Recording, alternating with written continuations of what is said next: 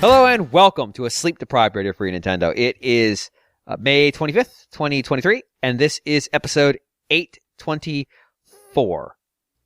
I am James Jones. I'm joined today by Mr. John Lindeman. It's great to be here, James. Mr. Greg Lay. Ahoy, hoy, everyone. Mr. Guillaume Vayette. Hello.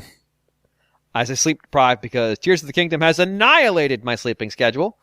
We will not be talking about Tears of the Kingdom in the front part of the show, though, so if you were super hypersensitive about spoilers, we have some non-Tears of the Kingdom new business. We're going to do that. We're going to take a break. We're going to do some email. Our email is very Tears of the Kingdom-centric, as you can probably expect. The emails, though, don't really get into spoilers. They're more about, like, with a game like Tears of the Kingdom having come out, how do you follow it up? Or could...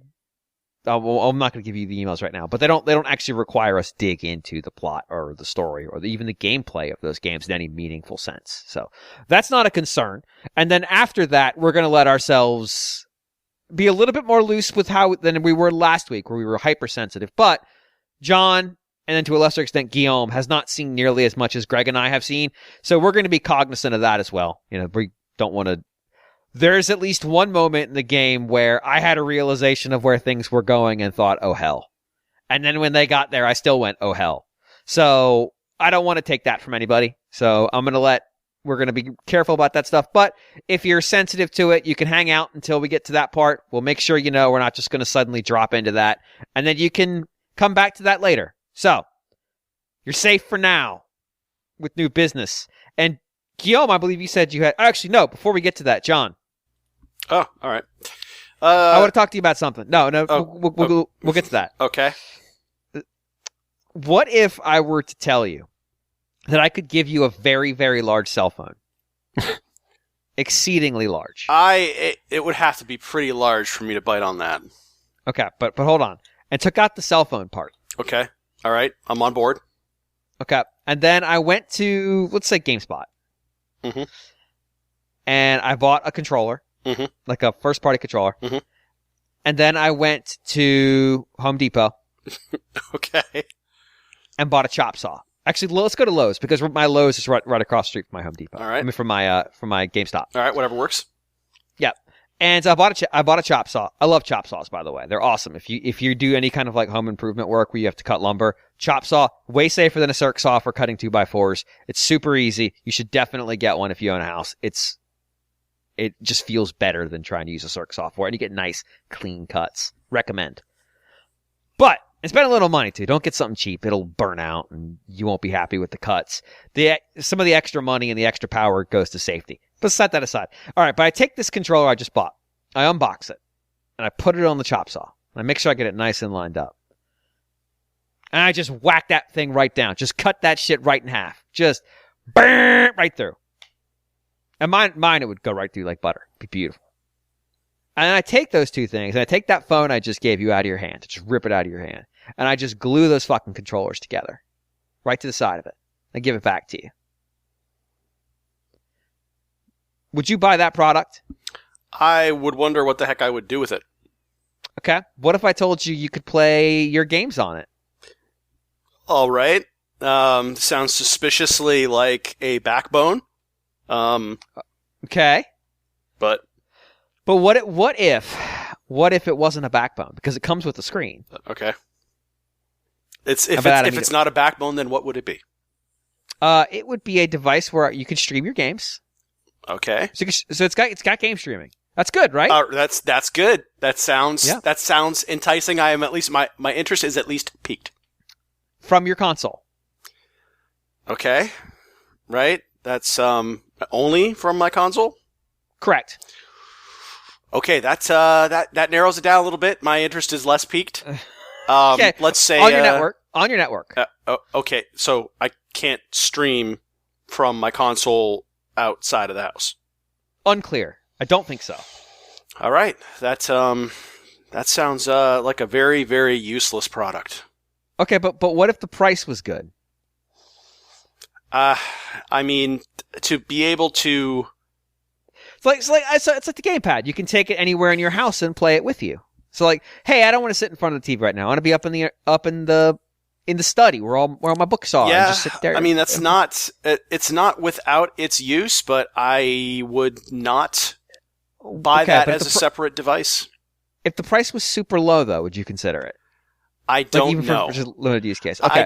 I guess that would depend on the quality of streaming. What if the price was $400? That is just absurd. That is something where I would probably You would be mad at me offering it. I would at $150, I would say you're pretty nuts. So this is the Project Q. It is over Wi-Fi on remote play at 1080p 60 for the PS5. It is apparently coming out in November. It does have cellular. Oh, it does it? I'm not sure.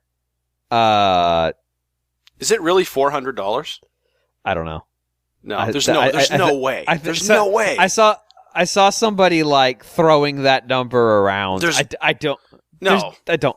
There's no way. I mean, it's a PS5 controller with an OLED. I'm assuming it's an OLED screen. Yeah, with an OLED screen slapped in the middle of it. It's gotta be an OLED screen. If it's not an OLED screen, just fuck right off. Yeah, what's the point? It kind of looks like one of those malformed things that comes out towards the end of Portal 2 when Wheatley's got control of the facility. And just stuff that's getting grafted onto each other from those, like, security droids that are getting sort of mixed up and stuff. Like, it does look like that to me. Well, what it looks like is a fan mock-up. The two parts of the dual sense, right? That's what they call it now. It just doesn't look like a real product to me. Have been chopped up, and the screen has been grafted in the middle. I saw it and thought, so I had heard rumors and stuff that this was coming, and of course it had been on the internet too. And my thought was, okay, well, I mean, there's a ton of devices that already do this. Like, I have one, the Razer Kishi. Now, my Razer Kishi sucked and wasn't working right, and nobody would take responsibility for fixing it. Build quality was an issue. Okay, but ultimately, it's two halves of a controller you can disconnect and snap into the side of your phone like a cradle. But you can actually play it like a controller, too. This isn't that. This is two halves of a controller that have been grafted permanently on there. But to John's point, I thought it was a fan mock-up, as a joke, as a ha-ha, a funny ha-ha. And it isn't. And I saw the image like 3 or 4 times before I realized that it wasn't real, or that it wasn't not real. Which is a very stupid fucking phrase. And then I immediately turned around and texted John saying, John, what? Have you seen this thing? Oh, I saw it. And his response was, it doesn't look real. Yeah, it doesn't. Like, yeah. It does not look like a real controller. I mean, if you look at the price of PS5 controllers, they're $75 a piece.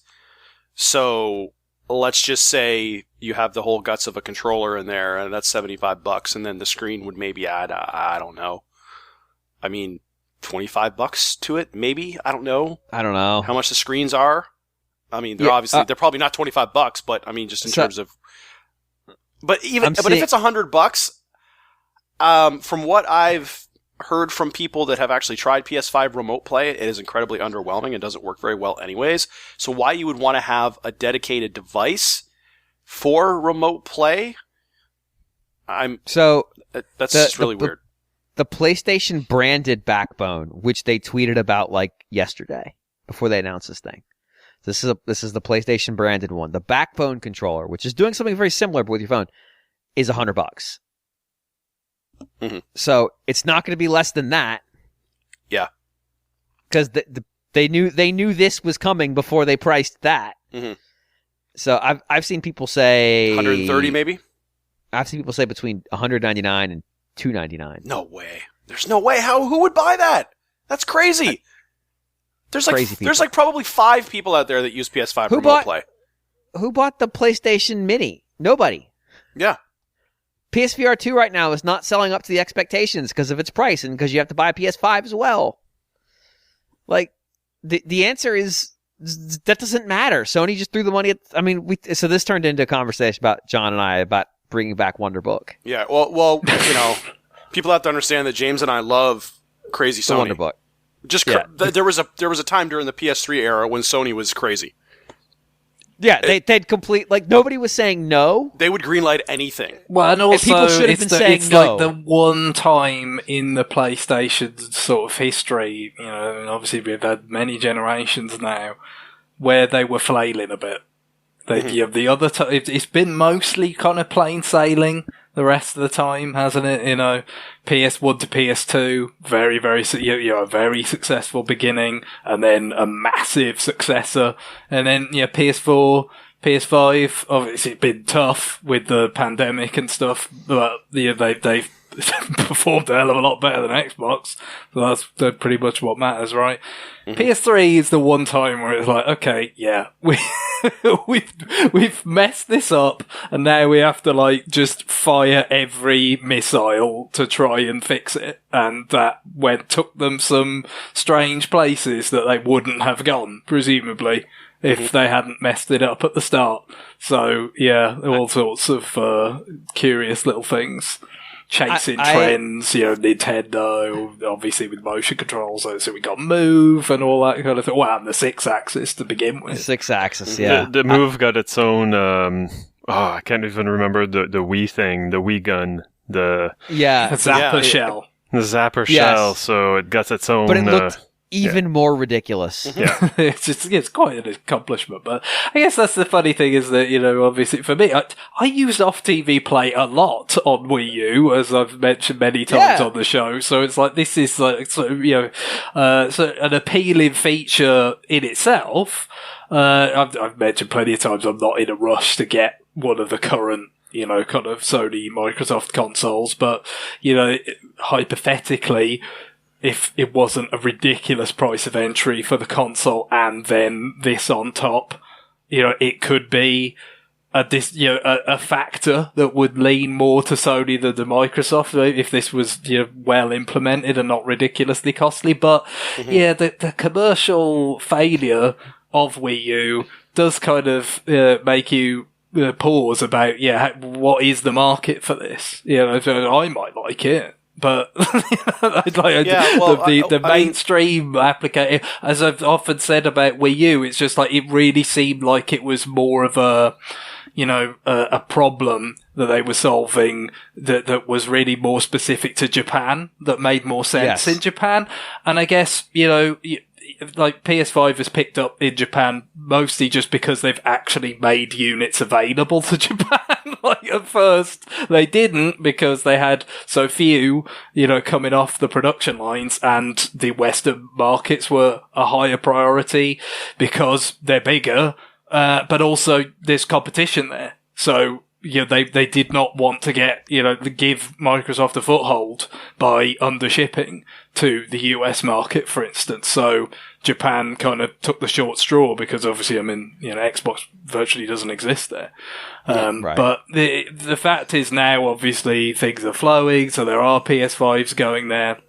And I guess it's doing, about as well as you could hope, considering, home consoles aren't that popular there. So I don't know whether they think it could maybe give the PS5 a higher ceiling in Japan than, you might otherwise expect from a dedicated, home console that's on TV only over there at this point. But, so Sony have been as just by evidence as what I just said about how they allocated resources, they've been so kind of, I don't know whether indifferent is the right word, but they had not put a terribly high priority on the Japanese market for quite a few years because Nintendo have had such a stranglehold on it, and portables have had such a stranglehold on it, which they just kind of lost interest in after the Vita didn't blow the doors off.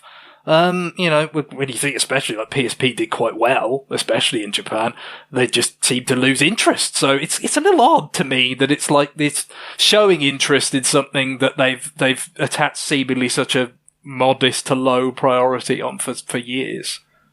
Yeah, they scaled back Japan studios and moved the headquarters of the gaming division to Santa Monica. Yeah. So that sends a message. Yeah. I was just going to say, when I heard that this device was coming, I thought, oh, well, this is going to let you stream PS5 games over the internet. That's cool. Sony has all that infrastructure in place. What if it's over the intranet though instead? Like that sounds even better. Doesn't that sound? John, it's not restriction. It's exclusivity. Yeah, it's inclusion. Your network is more exclusive than the internet. Yeah. The internet, let anybody into the internet. Yeah, and so when I heard it, this is behind the velvet rope. When I heard it wasn't that, I said, okay, who's going to buy this? Because if it would allow me to stream PS5 games in some sort of reasonable fashion, I don't expect miracles after using Xbox's streaming technology. If it did work fairly well, I would pick one up. That'd be pretty cool. But and apparently it's not that. This led to us trying to come up with the most obscure accessory. I think I won with the Go Cam, which was the PSP camera that worked with iPet and Invisimals, but not technically because they released two versions. One was a better resolution than the other. That one worked with both. I believe only the new one worked with Invisimals, which would be the Sonyest fucking thing in the world to do, to release two cameras for the fucking PSP, which did not have one baked in, even though the goddamn DS did, and required DSi, which was right. It came out years after PSP did. You're right. But then make the cameras not backwards, or make the software not backwards compatible with the old cameras. Yeah. Like, I'm not 100% sure that Invisimals didn't work with the new camera, but it did come bundled with the new camera, so I'm guessing it probably didn't. So that's cool. Yeah, it's weird. It's a weird device. But I have Judgment's the winner. It's the one where they're like, we're going to release a camera for your fucking console so you can play a card game that you could totally play without the camera and the console and the TV. But what if you just didn't? And I just remember walking into GameStop and them having that fucking Eye of Judgment unit, probably the only one they ever received, sitting on that shelf behind the counter for goddamned years. Mm-hmm. Oh, I own that game. I have that. I have that game. Oh my god! I need John to stream Eye of Judgment. I have the Eye of Judgment whole thing Twitch with the streamer, John Lindemann, with the plastic stand. Like, I could, if I wanted to, I could hook that up to my PS3 right now. I will pay for you to get like a custom stream setup made if you become the Eye of Judgment streamer. Dominate that space. Yeah, like verdant territory just waiting to be claimed. Yeah, like a custom stream layout just for you and Eye of Judgment. I will commission the art. That is 100% sitting on my PS3 hard drive. Because I have the plastic. I don't know where it is. It's in one of the boxes in my spare room, but it's in there. It's lurking, waiting. It does waiting also for its return. It does also kind of feel like, some sort of weird, like somebody somewhere has just validated the fact, see, there's a reason why people were confused that maybe Wii U was an add-on to the Wii rather than a new console. Because look at this thing. This is an add-on. Like, they proved it 10 years later. It is just give an interesting, like, perspective on the Wii U in a weird way. Like, to me, like, there is appeal to this thing, but it can't do the one thing the Wii U could do that was really neat, which is have games that use both. You're either on it or you're not. Well, obviously that's the difference between something actually being, designed from the ground up with that concept in mind and another thing not. But yeah, it is just like, yes, someone would actually do this. They would they would release an add-on that is a sort of a secondary screen. It was a good day for just memeing about that. Like, sure, they had lots of games that they announced, which Xbox immediately released a tweet showing which ones are going to be on their system, which were actually exclusive, and which were. And Konami made me wonder if they understand the Greek alphabet, because if you haven't seen, like, it took me a good day to process the fact that their remake of Metal Gear Solid 3 is Metal Gear Solid Delta, which they picked because it's a triangle with 3 sides. That's got to be the reason they picked it, because they're fucking lunatics. The problem is Delta is the 4th character of the Greek alphabet. Yep. It's nonsense. I mean, it's Metal Gear nonsense. It was truly a moment. I'm of sure they'll justify it some other way in the narrative. Maybe just like amend the dialogue from the original MGS3 to just like have a lot of things about change. And so it's they could talk about calling in Delta Force. I don't know. Fuck it. Just get agonizingly beautifully rendered Chuck Norris from there you go. Yeah, Lee Marvin was in Force that, right? 2 as well. Throw that in there. What, wasn't Lee Marvin in there? He was. Good call. Oh my god! It's one of the most lavish Goal on Globus productions. The original Delta Force. Yeah, I remember that also had like a Hot Wheel. It wasn't Hot Wheels, but it was like I think it was a Matchbox toy line. So they had like I had one of those little cars when I was a kid. There's a big bike chase towards the end. I remember that, and absolutely exquisite. Like Chuck just drops the mic by launching some sort of grenade out of his bike backwards. I get Robert Forster, who's playing an Islamic terrorist for some reason. Good. God. I like if the cue hadn't happened in that presentation to like pre-anesthetize me. There's no doubt that Metal Gear Solid fucking Delta would have given me an aneurysm. Like I might just now be waking up from having seen it. This makes the bullshit that Nintendo's been doing with the Mario Kart series seem absolutely banal. This is Square Enix level of name fuckery. Because this means that I get it. The Greek alphabet's not something that, especially if you're in Japan, you encounter every day. But it's not that hard to know that the third letter is gamma.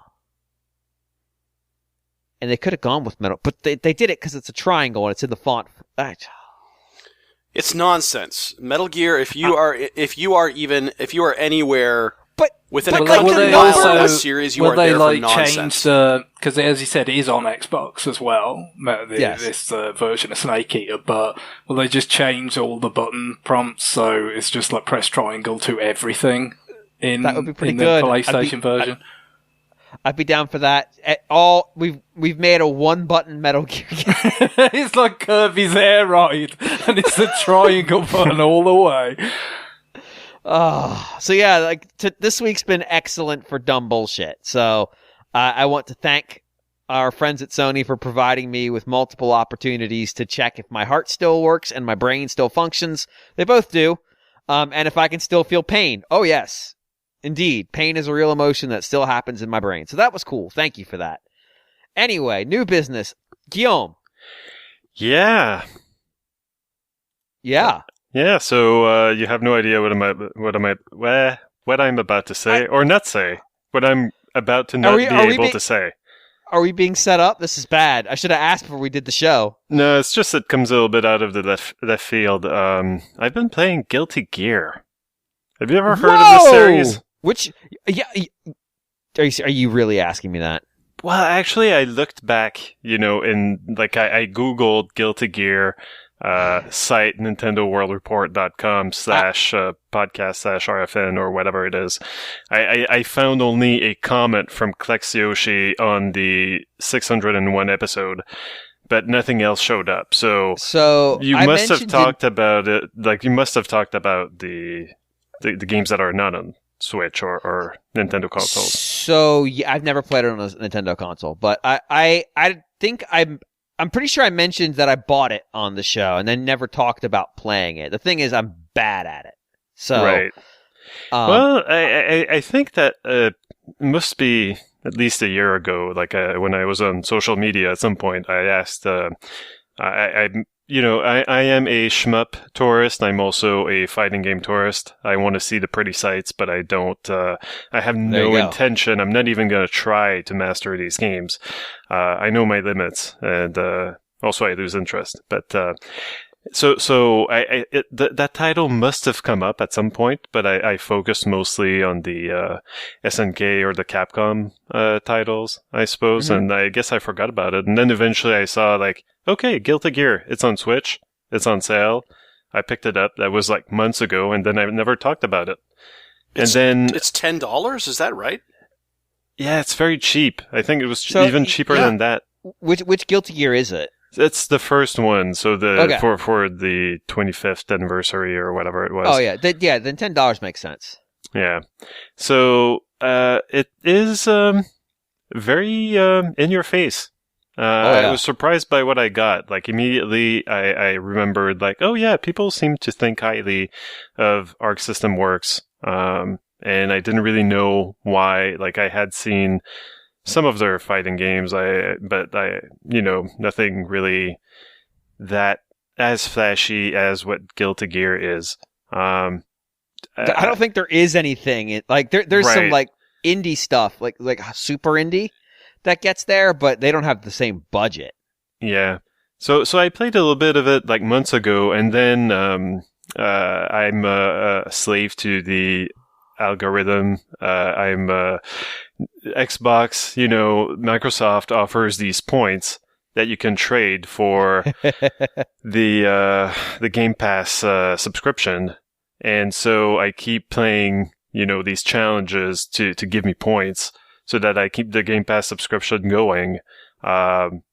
Basically, I'm just like a hamster in a wheel at this point for Microsoft. I'm not even enjoying the Xbox that much. I'm just playing little bits of games that they tell me to play so that I can just, again, just renew Game Pass just in case at some point there's something I really want to play. I'll actually play through it.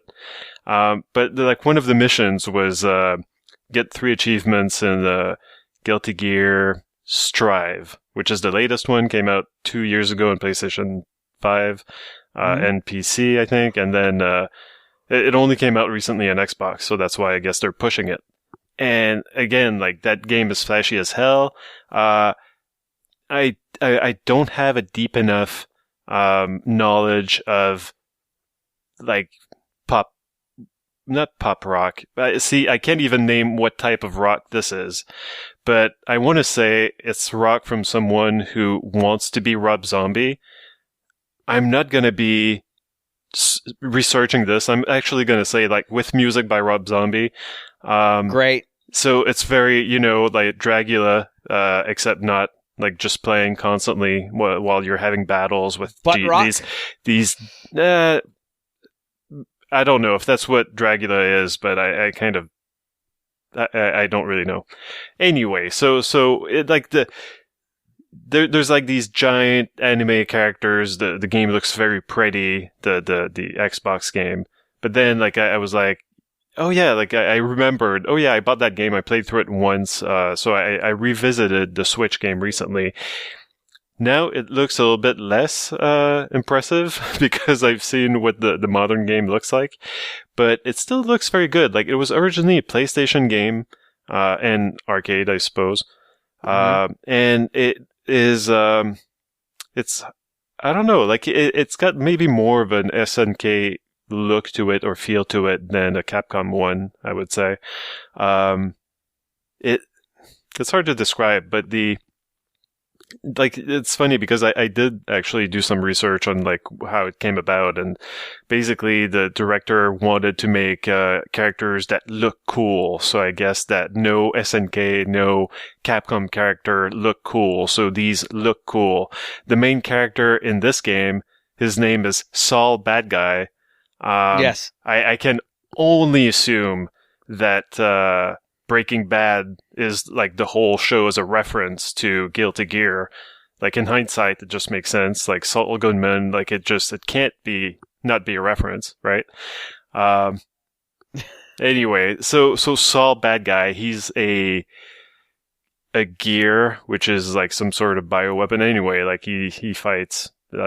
He's a bounty hunter.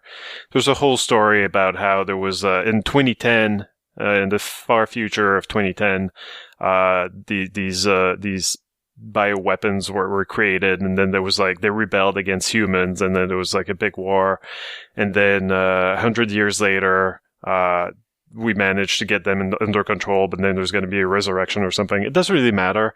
No, it doesn't really make any sense. I did get to the ending with Saul Bad Guy. I beat the last boss. There is no way to change the difficulty setting. It's just you get what you get. I managed to beat the final boss, which was really a pain in the ass, just by my usual technique in fighting games of this type. Since Saul Bad Guy is the Ryu of this game, in a way, with the same, non-copyright infringing Hadouken, non-copyright infringing Shoryuken, non-copyright infringing spinning kick. It's all the same moves. So just by rolling my thumb like down and forward constantly and mashing buttons, eventually I made it to the end of the game. It's weird playing a game that way because it's just, I was purely playing it for the spectacle of it. There's lots of effects. The sprites, the animations are pretty good. The sprites are huge. They move really well. The game is probably one of the faster fighting games that I've seen. It's not like Street Fighter Turbo at like 10 stars, but it gets close to that. I really enjoyed it. I for $10, definitely pick it up. It's definitely worth it, I think, just to gawk at. And then, if you've got Game Pass, then you can already play Guilty Gear Strive, and that's also, a feast for the eyes and the ears, of course. I've not played Strive, so I played Xrd, which is when this engine was first released. XRD. Yeah, I know. Yeah. I was giving it to the audience if they want to Google it. Mm-hmm. And then I believe there was a version called Xrd Sign. At least it's not fucking Delta. So that you think that Xrd is better than Delta? Metal Gear Solid 3 Delta? It's more honest. It's more honest about what it is, because Metal Gear Solid tries to take itself seriously to some degree. Guilty Gear has never. Guilty Gear would never. Right. But what I actually got me to buy Xrd, and I'm sure it's the same in Strive, I just haven't seen it, is everybody raved about how deep its tutorial system was, and how it didn't just teach you to play this game, assuming you already knew how to play fighting games, but how to some degree it actually gave you base strategy on how to do fighting games. I don't feel like I got dramatically better from playing with the tutorial, but I do feel like I understood it better. And so when I heard people talk about fighting games in other contexts, I felt like I was better educated to do so, or to be a listener in those conversations. Well, so in Strive, I haven't explored all the options as much. So maybe there is like a deep tutorial there. I think that there were references in the tutorial to things that I didn't understand. So maybe I just didn't find the glossary or whatever. In the Switch game, in the original Guilty Gear, you do get like the move list and everything. So at least like all that info is there. There's also a how to play section. That's pretty short. It's like 3 pages. Basically, the first one shows you like, here's what everything on the screen means. Like, this is your tension meter or whatever. This is your health, etc. But then you've got also like they explain, this is like a charge attack is like you do this move, you hold you've got a taunt button, you've got a respect button. So you do this move and you press the respect button, you hold it down, and then you charge up some move. They also explain like here's like the what is it, faultless defense move or something.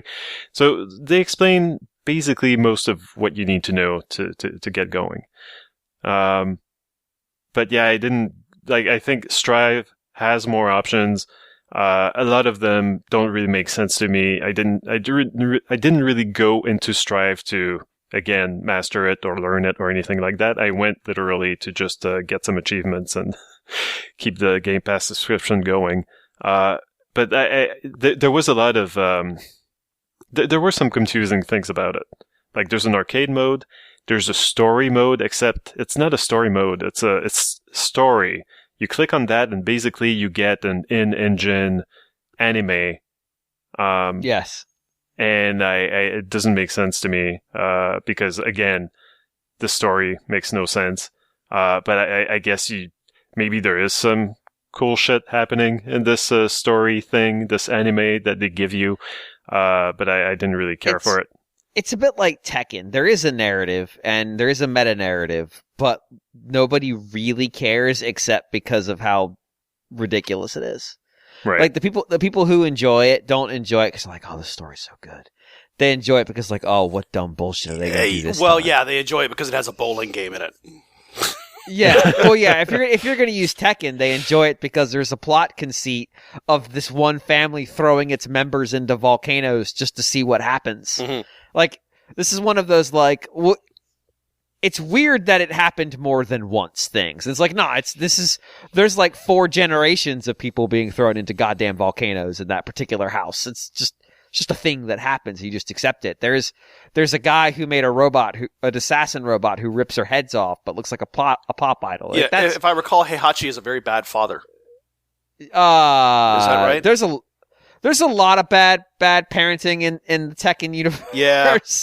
It's just generally not a place for good parents. But I mean, Guilty Gear is more insane. Yeah, and I know it's got these weird characters. I don't know if it's just a one per game or something, but like there's at least in the original and in Strife. So in the original, there's this guy named I think it's like Bald Head. He looks like some sort of mad doctor. Is he bald? He is bald. He's It'd be really funnier tall. if he wasn't. It'd be funnier if he had a full flowing mane. So yeah, some sort of doctor, and like these games, like they have moves that, you know, kind of look and feel like a Street Fighter game, but then like this character has this move that's almost like a non-fatal fatality, where he just like ties you to a hospital bed and you know, cartoonishly kind of does stuff to you or something. Like you don't see because he obscures what's happening to your character. But yeah, like it does a lot of damage. Like it's some sort of super move, but it's super cartoony. In Strive, there's a similar kind of like thing, like really tall and thin and you know, weird and scary character called Dr. Faustus. It seems to be like kind of the same theme, except maybe he's some sort of mental hospital escapee or something. But if he pulls out this move, and then like it actually turns into this little animated vignette where I don't know if like at that point you can escape it or not. It's probably already too late. But it shows your character kind of like stepping on a plant that's coming out of the ground, and this guy comes rushing in with a wheelchair and just hits your knee with it, and your character goes like, ouch, you know, and just flies into the air. And that's like the big kind of, you know, funny animation thing. Yeah, it's I don't know. It doesn't take it so seriously. You can, yeah, definitely. And it looks so good. It does. It's really, there's a, you know, it's got flair. I don't know. Like it looks cool. Like if you like, I don't know, anime bullshit, but you know, just like in terms of visuals, definitely give this a shot. Both games, you know, the Switch game is great. And then, the Strive is also pretty good. I don't think that's coming to Switch, but, keep an eye for it, maybe on the Switch successor. Who knows? Yeah, the thing about Xrd when they released this engine was I think they actually did like tech talks about it, how they made a game engine that's built for 3D games look like a 2D animated game. Right. It's nuts. Like it's kind of shocking how much it looks like a cartoon in motion. Yeah, it's really impressive. Like I sat in front of it and I was just like, wow, so this is what games look like now. You know, I feel like I kind of went to sleep for like 5 or 8 years, and I just woke up and it's like, oh, okay. There has been like a huge leap. It's just that I haven't really been aware of it at all. Anyway. Yeah, it's cool. Yeah. You were right. I had no guess. You could have given me 100,000 guesses and I wouldn't have gotten there. Probably not. I would have been like, "Where's Waldo NES? What are you doing? What have you been playing, Guillaume? For fuck's sake!" But yeah, that's pretty much it. So Cool. what's next, Guillaume? You going Evo or what are you doing? Probably not. But Right. there are a bunch of ACA Neo Geo titles on sale right now, Mhm. including King of Fighters 97, Fatal Fury, Real Bout 2, and some other one. Samurai Shodown 4. I don't know, Guillaume. I'm just getting the feeling that you might secretly be a Dengeki Bunko fighting climax guy, and I just think maybe it's time. Maybe it's time for you to go explore French Bread's offerings, Okay. which is a real company, by the way. Is this safe to Google or no? Yeah. They make fighting games. The game you probably are most likely to have heard of is Under Night in Birth. Right. Never heard of that in my life. Hold on. What about Under Night in Birth EXE : late open bracket close bracket? Are these guys like Moss to shoot 'em ups? Maybe a little bit. Yeah. Yeah, like I think I want to say French Bread's like a tiny number, like a terrifyingly small number of people, like 12.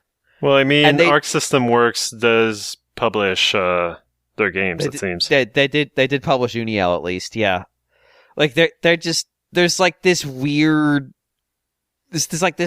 small development studio that just puts out these incredibly weird and niche but kind of amazing fighting games that has recently kind of caught on, and yet they still don't hire more than like 5 people.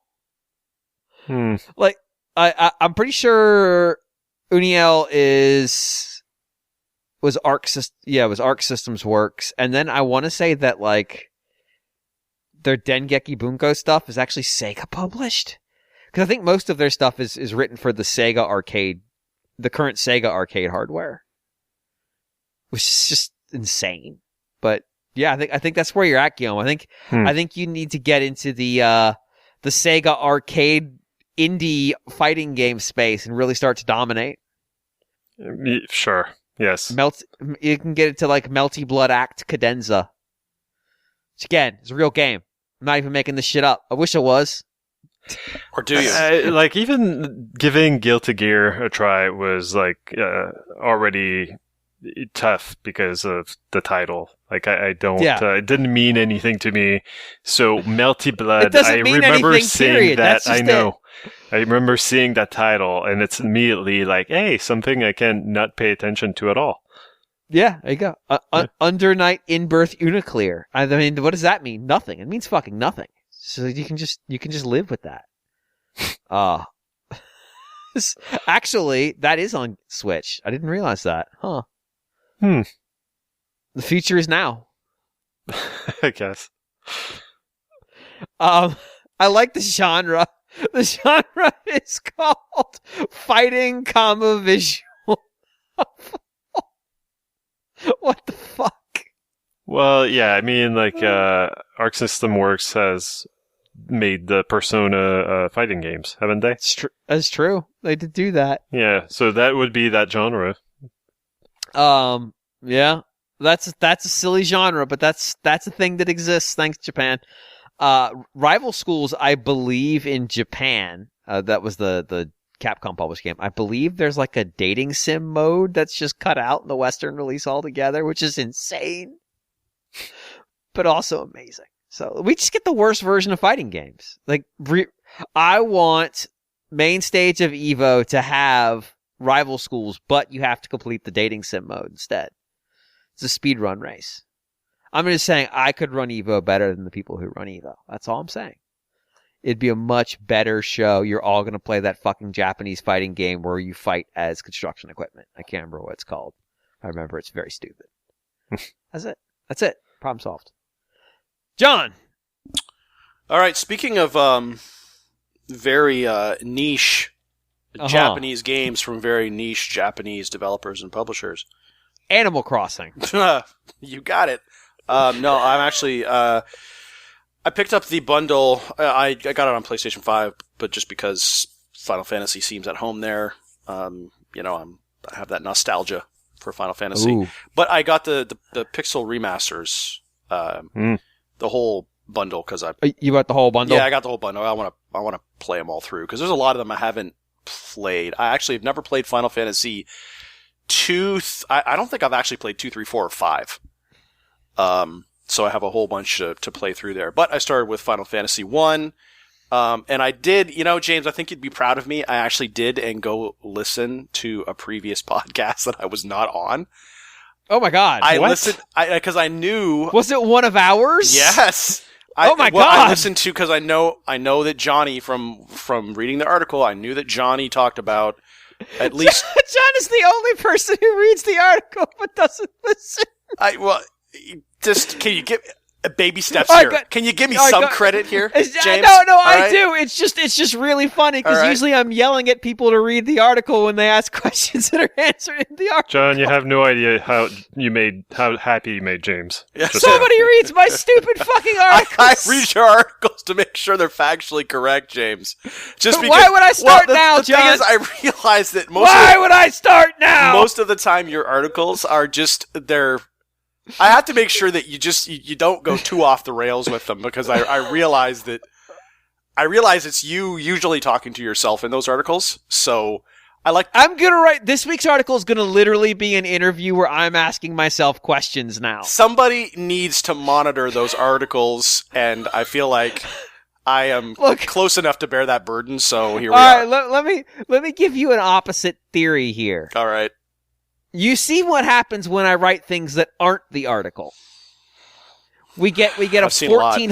1400 word proposition on how Nintendo killed a man to promote Pokemon Arceus. There's a lot rolling around in that head of yours, James. Is There's- there there's or is there lot. not a lot rolling around? There's a lot. Thankfully, I think most of it stays in there, but every once in a while something seeps out. But yeah, so from the article from a few episodes back, I knew that Johnny had talked about the Pixel Remasters. So He did. So I went back to see what he was talking about. He was speaking mainly about Final Fantasy V, which he had not played. 3, actually. Three. Was it How three? closely did you listen to it? It was Japan 3, which we never got. I was mentioned talking But it five. does have No, the not kind John. of the predecessor, like it's the first Final Right. Fantasy with a job system. Yes. Right, yeah. Yes, he was talking about how it related to 4 and 5. Yes. And 3, so this is where I always fuck up the numbers, is 5, or was 5, 3 in the US. I'm sorry, what? No. No, 6. 5 never six came was- out. 6 was 3 in six the US. became 3. 6 was 3, okay, yeah. I always get confused on when they decided fuck numbers. Mhm. But But yeah, Okay. so I wanted because I didn't want to cover anything that he had already kind of covered, and so I didn't get through everything that he said there. But yeah, I mean, I echo quite a bit of what he says there, just in terms of so Final Fantasy 1, of course. What's funny is I actually have played through Final Fantasy 1 on the NES, and I was like, oh yeah, I played through that a couple of years ago. Actually, it was almost 20 years ago that I played through that game. I thought about when I played that, where I was living at that time, and that was probably about 2004, 2005 when I played through that. And as I recall, I think I actually had the NES cartridge, and I had my NES and hooked it up just for nostalgia's sake, and I played through it at that time. Nice. So yeah, time flies when you're having fun, as they say.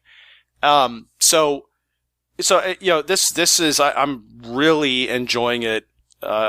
It's of course as Johnny talked about, they take these old games and they pretty much give them kind of the 16-bit makeover. So the first Final Fantasy, when you play it now, it's primitive. It is very bare bones. And there's some obvious quality of life stuff where you just really wonder what they were thinking. Top of the list on that is the fact that, in combat, if you have two of your characters attack the same enemy and it dies from the first attack, well, the second attack just misses. Right. So you have to strategically plan out when you think a monster will die from a character's attack. So, which is a real pain. So, of course, that is not present here. This is more of a reasonably modern combat system. Of course, this is Final Fantasy 1. You have your 4 characters. It's a warrior, a thief, black mage, white mage. Very much the archetype for the series. And of course, it looks pretty good. Really has kind of a 16-bit coat of paint. A lot of kind of, quality of life stuff. You have a map, that you can look at. The inventory management is pretty nice. You can equip stuff on the same page, sell stuff on the same page. You can do a lot of that stuff. So that's really nice. And the pace of it is very brisk. Of course, you can do things like if you want to turn off the random encounters, you can do so. And I never do that because I'm a grinder at heart. I can sit there and grind out levels in these games all day. I remember playing Final Fantasy, I believe it was Final Fantasy VI, and I sat there and just grinded my characters up to level 99. Just fighting, I think I was fighting Hades Gigas, if I remember correctly.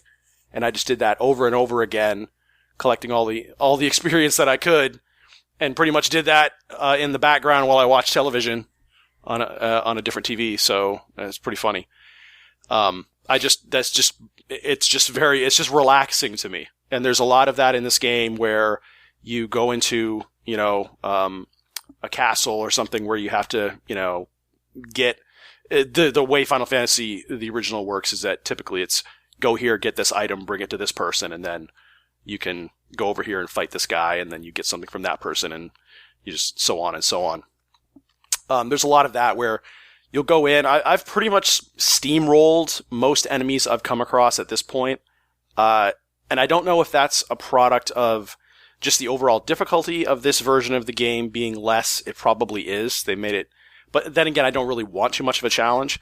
But I am pretty savvy in terms of grinding and, making that extra trip down into that cave, because I know that making that second trip, I'll clear out all of the chests down there, which also happens to be an achievement that you can get, getting all of the chests in the game. I'll make that second trip in order to just level up my characters, which makes me stronger for the next area that I need to go into, and then it just makes things that much easier. So you can move around pretty fast. Everything is just very smooth. It's just, and the one thing I like too is that they have in the town in which you start, there is an NPC that is effectively a hint character, where if you forget where you're going, one thing I always do in these games is, you walk all over the place talking to all these different NPCs, and they drop you hints that may or may not be relevant to what you're doing right now, but down the line they are relevant. And if you forget that stuff, then you can just go back to the original town and talk to this NPC, and she will tell you, drop a hint most of the time, not all the time, most of the time, and she'll kind of nudge you in the right direction, like, hey, maybe you should go talk to this person, or maybe you should visit this cave or this mountain or something like that.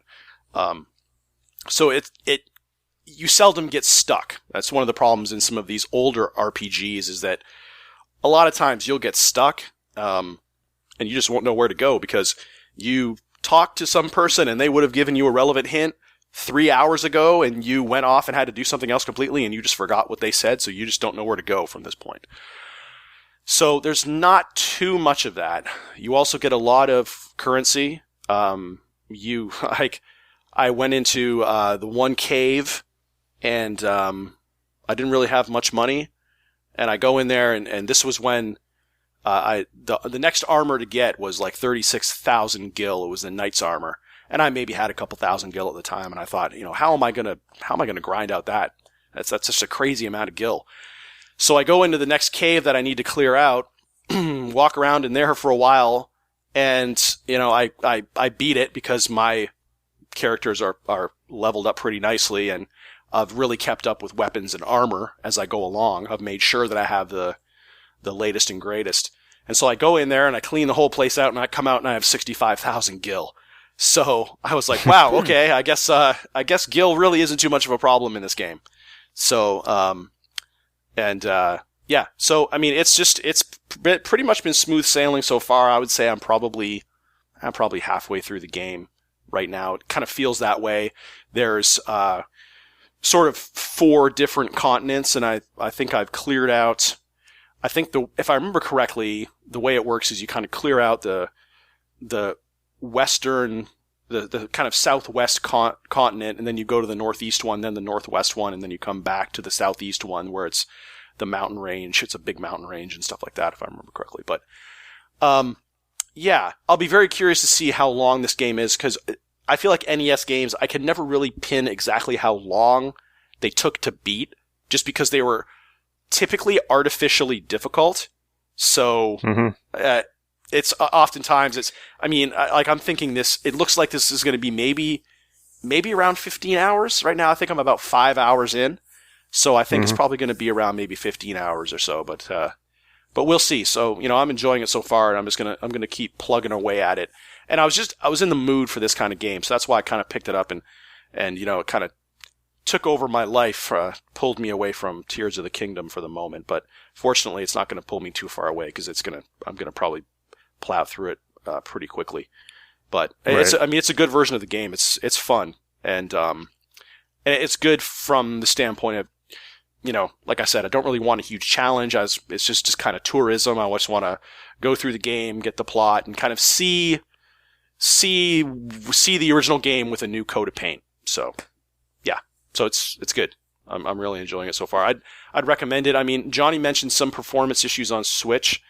I haven't seen anything like that on PS5.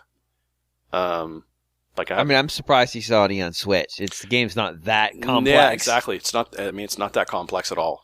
So, what it's doing is pretty simple. Pretty simple. The text is just too high resolution for Yeah. the Switch. The font stuff. That's what I always heard about these games was the font. The font is weird, and you can switch to a classic font, which I think probably doesn't satisfy the purists. And right. the font, it font looks less truthers, like a cell phone game font. Yeah, the font truthers probably doesn't satisfy them. But it looks good. It doesn't look weird. It doesn't look like a cell phone game. It doesn't look like the original NES game either. Right. But the whole thing doesn't look like that. So it doesn't. So it kind of blends in. But I think even that is new to the console version of the Pixel Remaster, right? Like, originally the sort of more pixel kind of style font didn't exist at all, and I think that's why there was such a strong reaction against it. So I don't know that it's necessarily addressed everyone's complaints, but it's like a move in the right direction or something by the sound of it. Right. Yeah, and you can switch between the original music and what they call arrangement music, which is orchestral arrangement. And the music is really good. It's really, really good. I feel like the first Final Fantasy might still be my favorite. Like, it's the one that I have the most fondness for. I played through 6 back, when it was current, but I didn't own it. Like, I was borrowing it from a friend, so I think that played a part in it. But then again, I never owned the first Final Fantasy, so I don't know. Like, there's something, I was younger when I played it, and I think it managed to, its music managed to imprint itself in my brain, and just the feel of it. There's also a simplicity to it that I just enjoy. And the last time I played it was a few years ago. I talked about it on the podcast, was the GBA version, and I had forgotten how funny it can be. Like, some of the dialogue is really like, oh yeah, this game has jokes. Like, I don't remember NES games as having jokes, but this one did, and not deliberate jokes at least. Well, yeah, but in this case, you go to a town of mermaids, or there's a rumored town of mermaids or something, but they they managed to get. Oh, I can't remember now. Like they basically they're passing as human, and like there's this woman who's like, look at my legs, and like it's just. It's nonsense. It's silly, but it's very funny. It's meant to be silly. Mm-hmm. Yeah. Mm-hmm. Yeah. So so there's a deal for buying all of them, right? Yeah, I think it's like I think it was like $75, and that I think if you bought it by today, you get a bunch of avatars, and I think you get a theme with it on at least on PlayStation you do. But I don't even know if I think I'm sure it is a deal of some sort, but I don't think it's a huge. No, I think it's a relatively small saving, but I don't think you can buy your way into it. I think you had to make the call now. Mm-hmm. Mm-hmm. But no, I mean it's good. I'm really enjoying it. For that sort of, like I said, it's like there's just something very like there's some quality of life stuff that I like. It's you can click a button and have the game fight battles for you, which sounds funny. But with the amount of random encounters in this game, it's very, very nice. And I didn't realize that you could do it until I'm sitting there literally saying to myself, man, I wish I could just push a button and have it. Cause in these games, I mean, you spend hours of your time just sitting there with your 4 characters. Attack, attack, attack, attack, attack, just let them attack, go. attack, right? And I was like, man, I wish there was something that they had in here to automate this, because there's so many battles, especially when you become more high level. I think my character is about level 22, 23 right now. And so when I go into the early areas, I mean, the battles are just incredibly tedious because you're fighting like 2 monsters that you don't even one-shot, you overkill. Like they probably have, 20 hit points and you hit them with 250 damage. And so sure enough, there was this icon in the top left of the screen that's like a little fast forward icon, and I'm like, I wonder what that is. And so I look at the controls, and it's like, press the square button in order to auto-complete battles. I was like, let's try that out. And it's like the skies parted, and like a beam of light shone down on me. And I was just like, sweet. And you sit there and just auto-attack, auto-attack, auto-attack. Although sometimes, every once in a while, it does something like it'll flee a battle when I know that I can beat those monsters. In fact, I can one-shot them. But for whatever reason, the AI will sit there and say, okay, I'm going to flee this battle. And it tends to overuse. I think it has some pretty simple rules. Like if there's X amount of enemies on the screen, then use your magic. So you wind up kind of running out of magic pretty quickly. Whereas, as a human player, you learn to, you know where you're going. So you learn to discretion. Yeah. You conserve your magic points. Whereas the computer is just like, 8 enemies on the screen, use magic. 8 enemies on the screen again, use your magic. And then by the time you get to where you're going, you're out of magic points, you have to use some ether. So, but still, it's a great feature. And like I said, for the amount of random encounters in this game, which occur whether you're on land, whether you're in a ship on the ocean, they're endless. So it just makes that process, which is pretty much part and parcel of this game's design, just go down a lot smoother, and just makes it a lot easier to manage. So cool. So you're going to go through all of them, huh? Eventually, yeah. Yep. I think once I'm done with this, I'm going to switch back. I'm going to probably juggle this in Tears of the Kingdom, and then once this is done, go full bore on Tears of the Kingdom, because I really need to get through that. So cool. Anything else? No, that's it. All right. Well, we're going to take a break here, and when we come back, we're going to do a little bit of Zelda emails. Don't think there'll be much in the way of spoilers in there. And they're more Zelda adjacent than they are Zelda explicitly. And then we're going to get to some Tears of the Kingdom stuff. The more potential for spoilers than last week, so you should be good for the emails. But if you really want to stay out of it, we'll see you next week.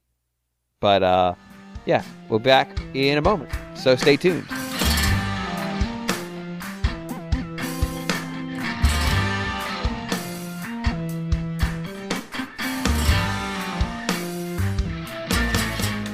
We are back. We're going to do a little bit of Zelda-themed listener mail. So these should not really delve into much spoiler space, but if you really want to stay clean, you can drop out now. We won't hold it against you. You can come back later. The podcast lasts forever, which is probably unfortunate for a lot of the things we've said in the past, but we live we learn, or we don't, actually. We don't learn. That's why we're still here. Correct. Emails. John, where do the emails go? I want to make sure you're not a robot. They go to rfn@nintendoworldreport.com. Okay, good. He reacted in a way that's like, I had to kind of check myself there. I was like, am I going to say the right thing here? Who knows? That's kind of the mystery of it. That's the beautiful mystery of it, Greg. The nervous laugh bit is the bit that confirms you're organic. I think what James is looking for is if you said it too confidently, it would be you. That's when you're synthetic. Yeah, but the problem is like how we're really just starting to understand how neural networks work, and I could do a whole fucking episode about this. I thought you were going to say we're really just starting to learn how John Linneman works, but all right. I've given up on that. Yeah, but like eventually, if we give them enough data, they will become cognizant of the fact that the expectation is the uncertainty, and will start introducing the uncertainty because that is the expectation. We'll have effectively juiced the. Maybe I'm just ahead of the curve, James. Maybe it's possible that if they've trained you on a hyper-specific set of data points from the last 2 months, since that joke from became the last part. 823 episodes. Alternate testing mechanism. We hit John repeatedly with a fire extinguisher and wait to see if milk spews out of his head like Ian Holm or Lance Henriksen in the Alien movies. I'm down. That sounds like the best episode of RFN ever. This is finally what it's come to. I mean, it doesn't surprise me. It's not violence, it's science. It's different. Yeah. I'll read our first email. Christian writes, "Hi guys. The involvement of Monolith Soft in the Zelda franchise has been known for a while, but playing Tears of the Kingdom, I feel like even I had not known of their role. Even if I had not known of their role, I would feel their fingerprints all over that game. Given their pace of output, mastery of constrained hardware, and intuitive understanding of what their players want, is Monolith Soft the best, quote, RPG developer out there right now? Yes, I know Zelda is technically not an RPG, but their role in that game was probably fairly limited. If not, who is and why? Parenthetical amount of content, graphical mastery, system management, etc. Follow up, assuming we at least agree that Monolith Soft is a very good developer. Do you think the obtuseness of their storylines helps them or hinders them? In other words, if they told a more traditional story, do you think they would be just another developer among equals, or do you think they would have more widespread acclaim? Thank you." So, I want to talk about Monolith and telling a normal, basic story. Let me introduce you to Disaster Day of Crisis. Yep. It's a very traditional action movie story with an earthquake machine. It's almost boring, really. I mean, a it's mech just, on the deck of an aircraft carrier, a wrestling match with the bear in a burning wood, a guy falling into a volcano but managing to throw you a pocket watch to give his sister, a sister who doesn't want your goddamn pocket watch because her brother fell in a volcano and she blames you for it for reasons, but also guys running around a volcano for rescue reasons, managing to fall into a volcano. Tornadoes. Like, tornadoes. Fire tornadoes. Dire, yeah. Water spouts, a tsunami, all of it. It's all there. Everything is there. It's not just one normal story. It's all the normal Hollywood stories in one movie. It's everything from the 90s just condensed into one video game, and it's all happening at once. What did we put it all in here? Okay, what about the bear? No, he needs to fight a bear. But that's stupid. Yes, okay, it is. That's You're right. also a 90s movie. That's The Edge with Alec Baldwin and Anthony Hopkins. Yeah, but Leo doesn't. He gets a fucking Oscar nomination. It's ridiculous. It's such a bad game. It's so bad, but it is really funny. I think the reality of the situation is they don't want to make a game with a more. I don't think there's anything particularly the story beats of Xenoblade 2. I'll use that one as a good example. I think Xenoblade 2 is probably the most approachable of their games because it's the most like what current anime is. And it is, at least as of this point, the most successful game. You know, it seems like it's probably going to outsell 3.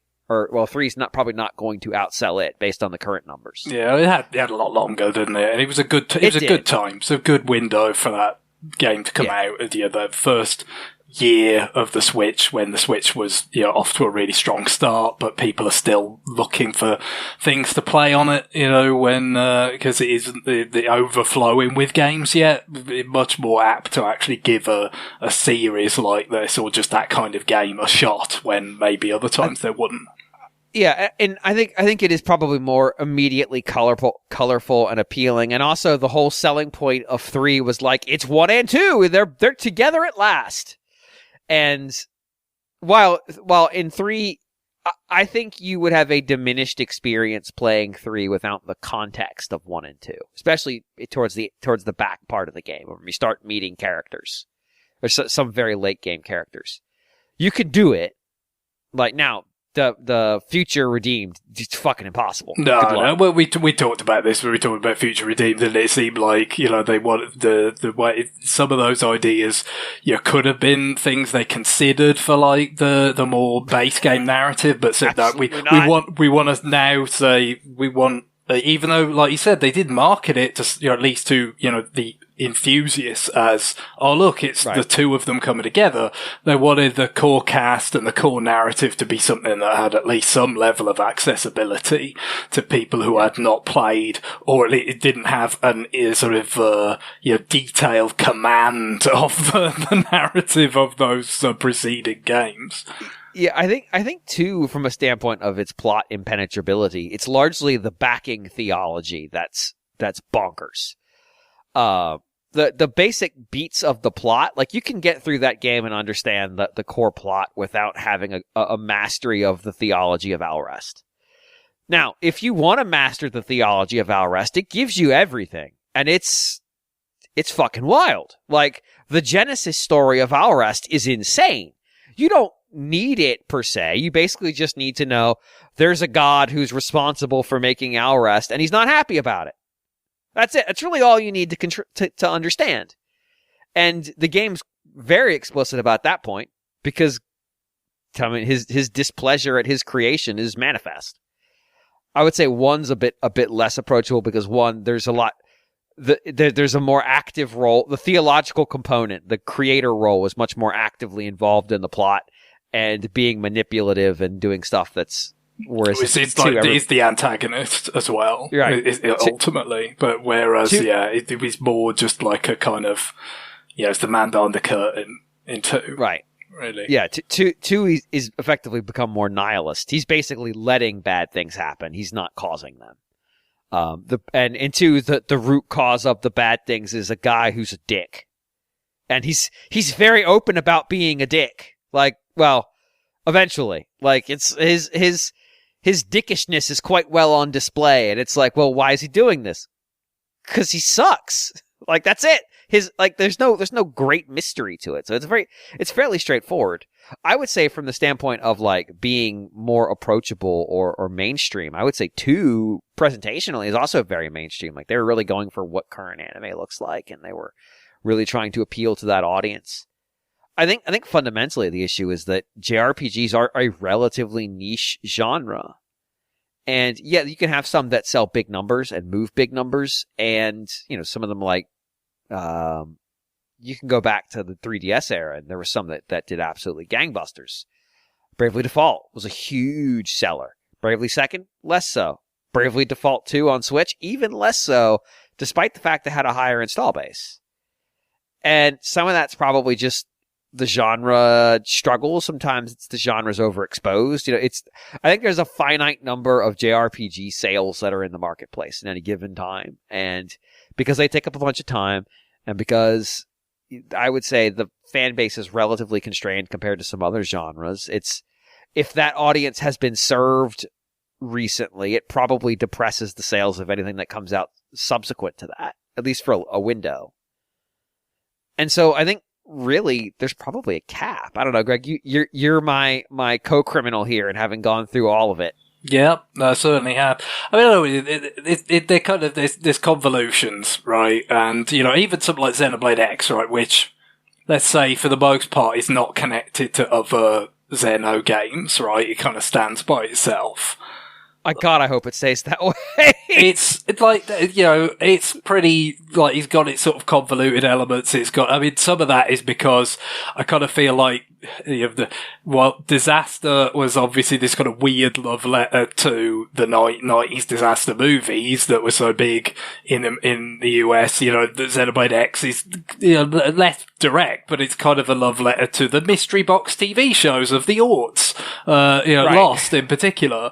So it's almost intentionally sort of, opaque. Right, I think that's really the word that comes to my mind with that. It's just like, no, we want this to be sort of like, okay, what is the mystery here? Mysteries within mysteries, and it's just like, okay, there's nothing really sums that up than the sort of ending, the non-ending ending, the non-ending that it has, kind of thing. They could have left it alone, but no, they added a stinger ending that makes it even less clear. Oh, but the point is, none of that is a function of it. Oh, well, it's tying to this game or this other game, or it's just what they wanted to do with it, right? Right. I mean, that is just the kind of thing they seem to like to tell. I've not played Xenogears or Xenosaga, but I mean, everything I've heard is that, again, it was like they had these huge narratives in mind for those that they didn't necessarily get to tell all of, or everything they wanted to. But again, that lends itself to being kind of convoluted and all this kind of stuff. So, I mean, it just seems like that is a lot of what they want to do. And certainly Nintendo has ultimately been, kind of willing to kind of enable them in telling those kinds of stories. It was a bit of a winding road, because you had Disaster, and that that didn't go anywhere. It came out. Named. It came out. It wasn't successful. The NOA passed on it completely.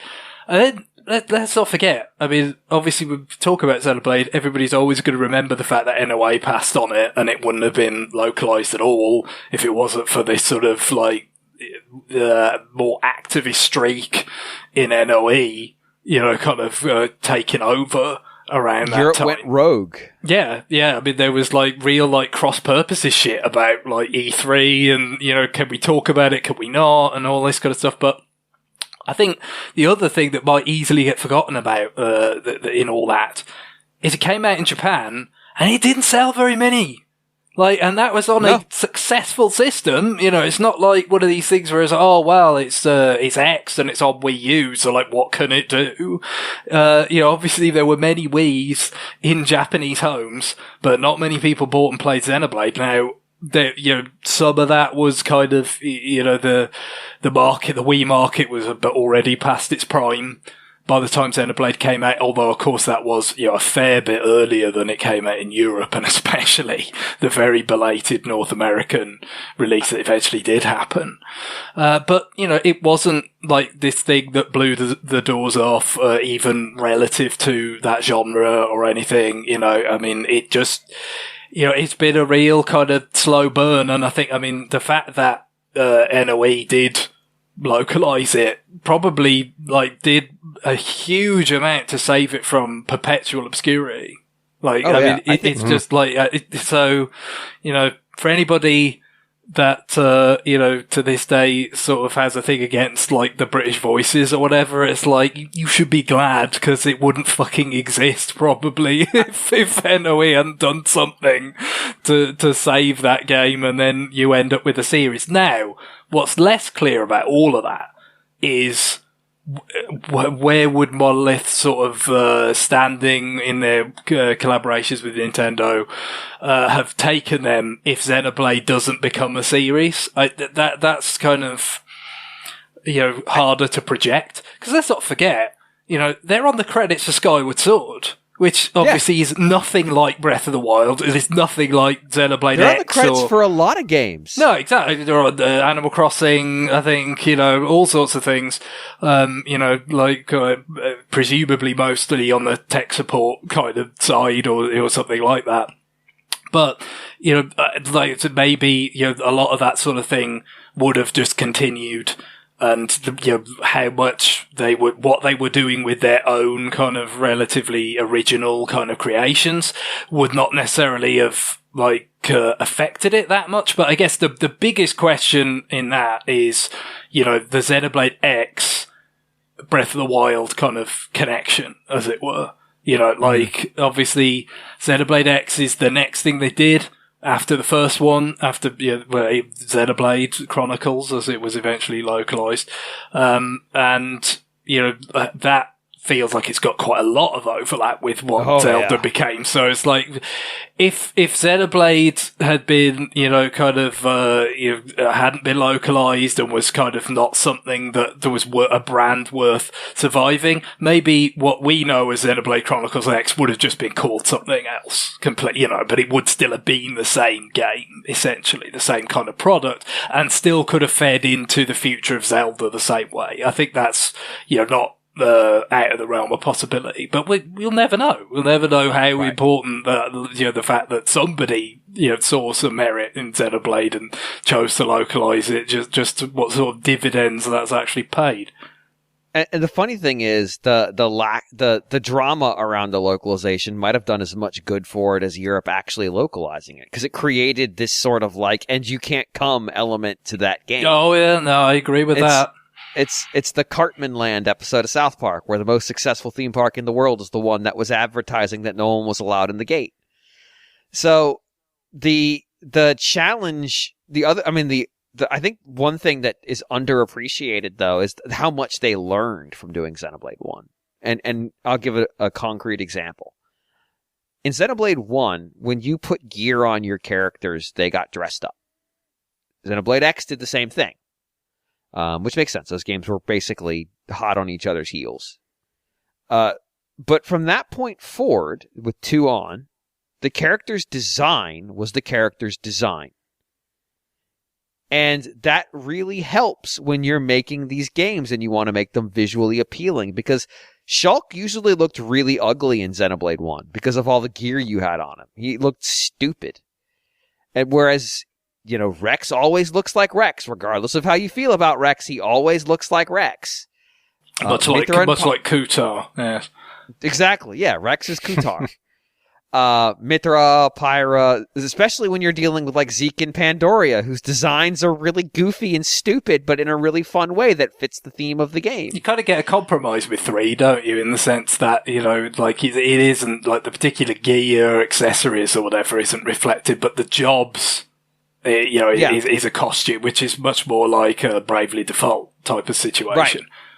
But they're still designed. They were still able to sit there and go, we know what you're going to look like. It's not the same as he is just like everybody essentially in swimwear, because that's the kind of gear that you've put on them in the original Xenoblade. Well, it has good armor stats.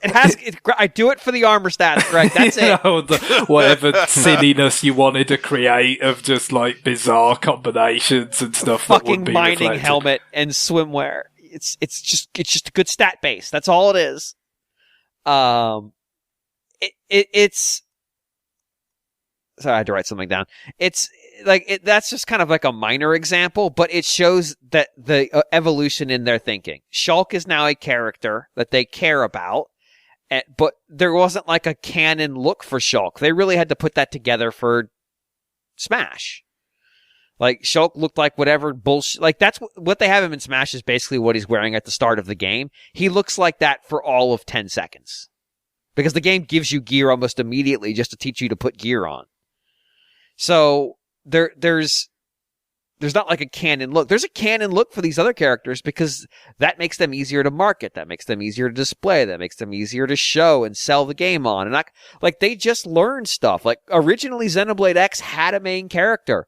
We see a brief look at him in that first trailer during the way too early everything must be shown direct, where we see this quick shot of him looking up in a half face, because again, very early 2000s fucking trailer shot of him kind of looking up as the light half obscure. It's the fucking Face Off poster, isn't it? God damn it. And so, but that character is just gone. That character doesn't exist. And so the only other characters they have to market it on is Elma, whom, for story reasons, you really can't do some stuff with her that would be really important. And Lyn, who's a literal fucking child. And Tatsu. That's it. They could have made Tatsu the mascot of the game.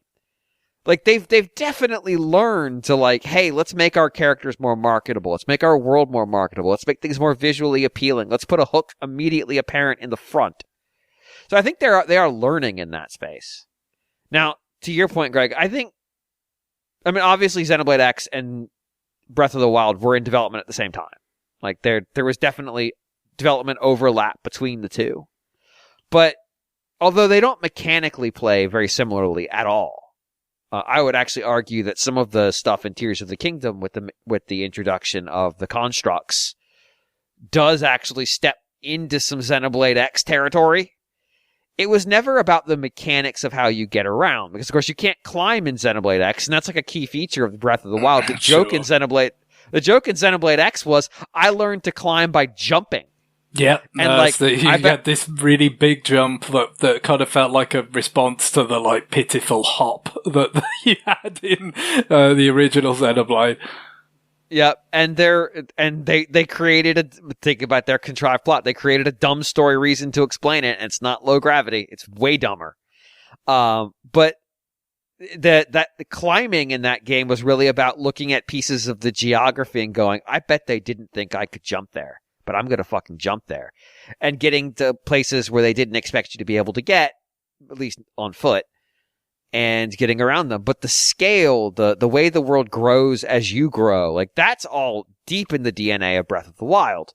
But the first time we see that at Nintendo is X. And definitely the cross-pollination of ideas. Now, it wasn't the same team. So one of the other things that's happened that's been important is that there's more teams. Like being in Nintendo and having that success with Xenoblade probably gave Nintendo more confidence to invest in Monolith. You know, they opened a new studio not that long ago. They expanded. They've got more teams. Like having their own internal success, even though it's relatively constrained by Switch metrics. I mean, keep in mind, Breath of the Wild in 3 days outsold the entire Xenoblade franchise. Yeah, because I mean, it's a lot of. If you look at a lot of the multi-million sellers on Switch, it's quite stable. Like the different things, right. You know what I mean. The Xenoblade games are pretty much somewhere in the region of like 2 million. Like that. That's pretty much where they come out. That's their number. Like it's also weirdly close to like the Mario sports games that are leaving Mario Kart out of it, obviously.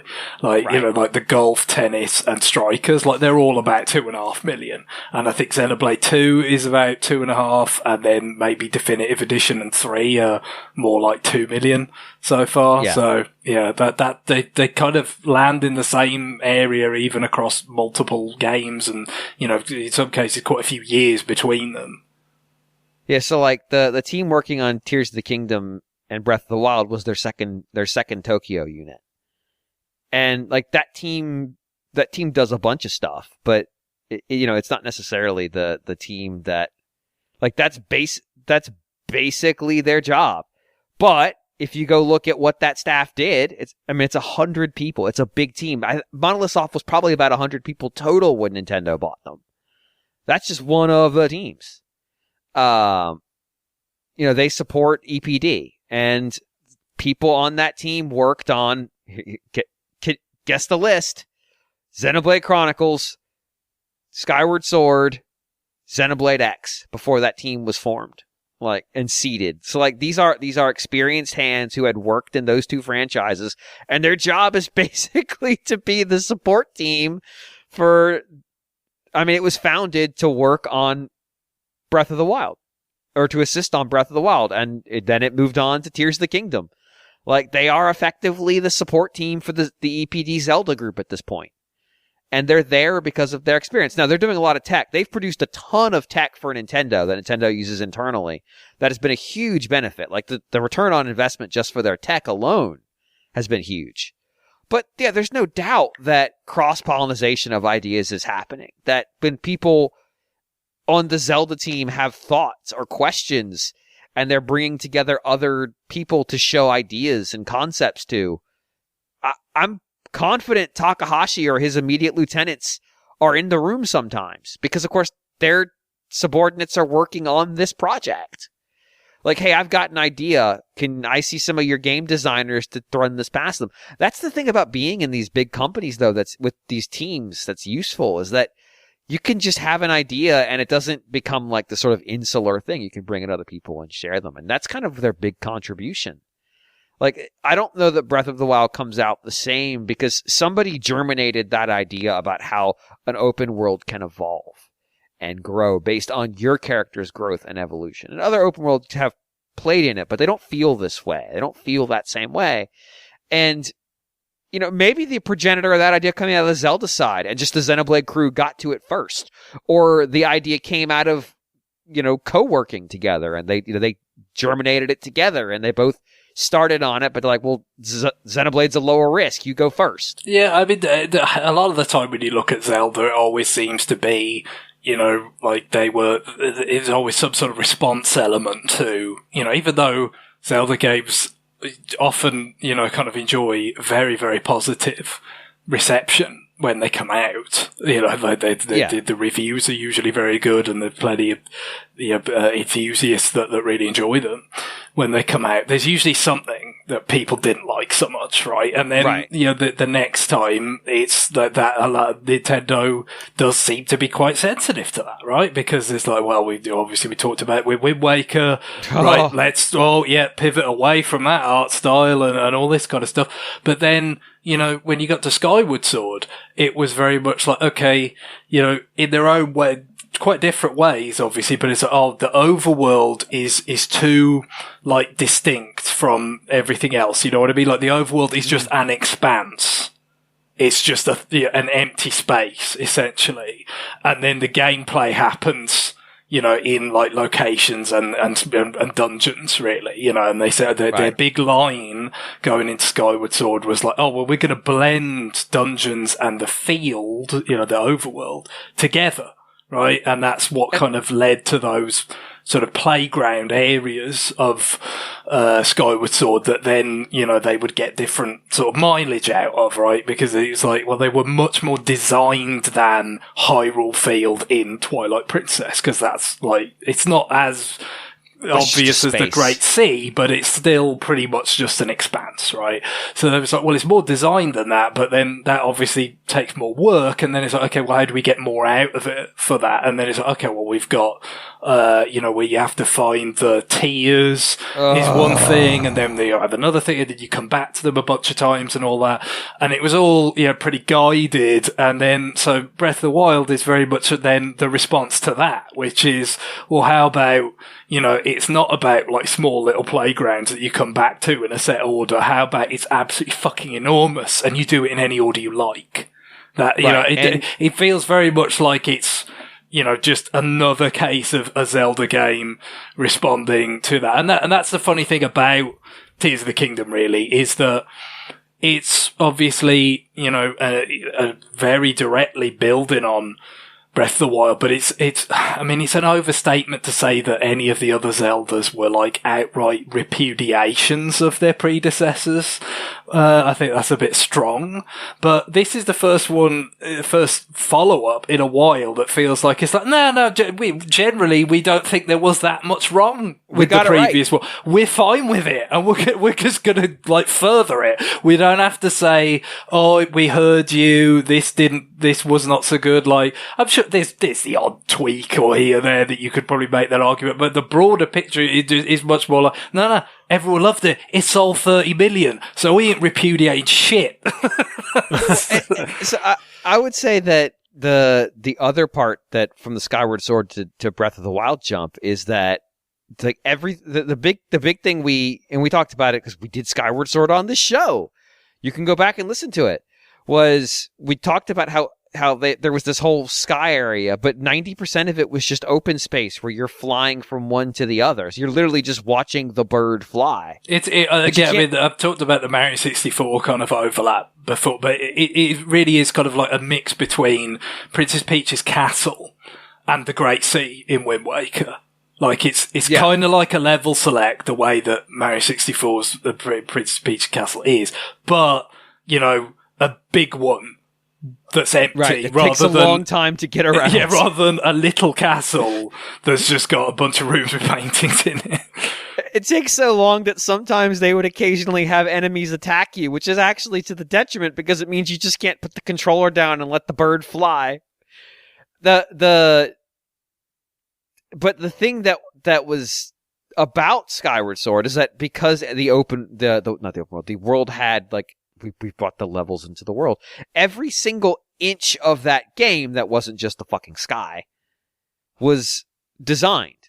And it had a purpose, and it was there for a reason. It was quite Metroidy at times. It's quite like, okay, like there's like sections of this where, you know, like it's kind of like, okay, the first time you go through it, it's kind of like quite complicated to traverse, but then you make some shortcut that then, you know, you get an ability, or you just change something about the environment that all of a sudden it's like, oh no, well now traversal through this bit when you do it again is quicker. Like, it was those sorts of ideas, which, you know, obviously, yeah, you could still have some of that even with the more wide open element of Breath of the Wild, Tears of the Kingdom, because, you know, you get more stamina, you get more hearts, like, you know, you do get to be less careful as the game goes on, and especially Tears of the Kingdom with this vehicular element to it now. You know, like there are elements in which, yeah, traversal gets faster, but it's not in that sort of very specific, like, carefully crafted level design way that they were kind of going for with Skyward Sword.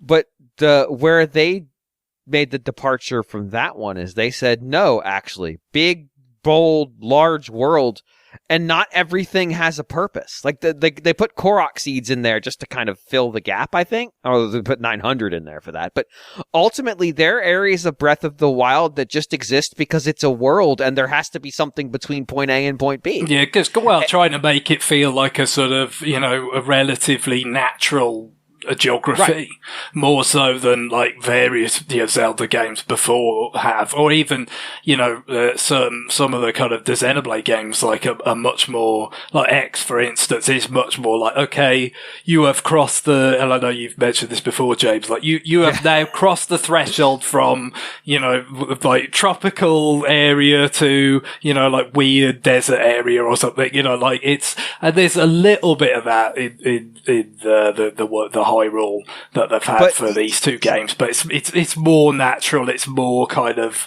gradual kind of change of like the trees and the you know, kind of the elevation and all that stuff. Well, like, and you'll see, like, I'm thinking about this because I just came out of the desert because I was in there before we started talking. Like, it's, yes, when you cross the mountains, it's not cold anymore. Or not as cold. It's still cold. But it's not dangerously cold. But that's actually an accurate reflection of real-world weather patterns. Mountains fuck up weather. And so it makes sense that on one side of the mountain, it's colder than the other. That's actually kind of a normal thing. And so it's a nice way to sort of abstract that away. Be like, yeah, they crossed the mountains, and now that you're over the mountain, things have warmed up a bit. But it's... Or you're not in the shade anymore. Things have warmed up a bit. So there's like a mechanical thinking to the world building of like, how do you make this world? And so I would think the one thing that Breath of the Wild is somewhat repudiated about here. I mean, we could talk about the dungeons a little bit. The dungeons, I guess this is the first time we really talk about them. This game has actual dungeons. They're not super complicated. No, it's interesting. More than the divine beasts. Yeah, they're interesting, the dungeons, because I tried to avoid any particular kind of specific type stuff about the game, you know, that sort of thing pre-release, because it's like, well, I'm going to play it, I may as well, you know, come to it as fresh as possible. But, you know, even I managed to pick up a little bit about the idea of, like, okay, the dungeons might be a bit closer to you know, previous Zelda dungeon concepts than the divine beasts were. And they're not all the way there, but yeah, they're closer. I think, you know, this is obviously a little bit specific, but I'll try and avoid like actual specifics about the dungeons themselves. But for me, it's like they are in some ways, and other ways, in one really key way, they're not. And that is the fact that we talked about this a little bit with doing the Portal ending music last week. Like, you know, because there's, you know, the shrines are kind of like, you know, Portal, as we mentioned, so they have a similar kind of feel to them. But, you know, what does Portal do that obviously shrines generally can't, other than just like very minor little ways themselves, is Portal, because it's, you know, the story's linear, the puzzles iterate on each other. So it's like we introduce a concept, we do this with it, okay, well now we do something else with it, now we do a more advanced version of it, and it just goes in sequence because they know everything you've done. Whereas with the shrines, you're finding them in God knows whatever order, you're finding them, so they don't get to do that. They only can do it within themselves, these little capsules, and they never do it very much because they're meant to be quick challenges, right? So it's usually at most like 3 kind of rooms, as it were, you might get with like some shrines where it's like, okay, here's, a particular kind of like gimmick or gadget or something, that it might be. And, you kind of might have, like I said, like one really super basic challenge and then like a second one and a third one. And that's as much iteration as it gets to do. Now, Dungeon, theoretically, could be the one place where you could do old school, Zelda, like actually this is a more long form challenge where we can increase the complexity of the puzzles, over, and they still refuse to do that. Yep. It is still, even the dungeons don't have any sequence to them. No, it is still like this with the Divide Beast. They've mentioned this, I'm sure, many, many times when we talked about that game. It's like the commitment, the sort of philosophical commitment to non-linearity was so absolute that even the sort of dungeon substitutes themselves were like, okay, well, there's 5 things to do, and you could do them in any order, and you just you find them and you do them, and they might obviously there's like kind of still a theme there, and they kind of the challenges or things that you do are kind of related to each other, but it's not like, okay, they rise in complexity and challenge.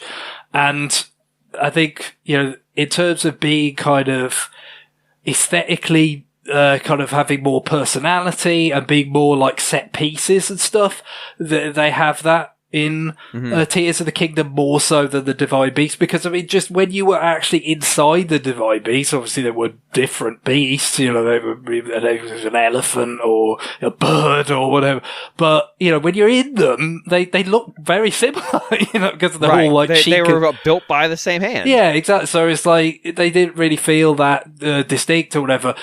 Here, on that score, it's much more like being in an old Zelda game. It's like, okay, well, this is a particular location, and we've thought about, the different kind of architecture and what this thing is and the culture that would have created it or whatever, and how that then factors into, the design of it from a gameplay point of view.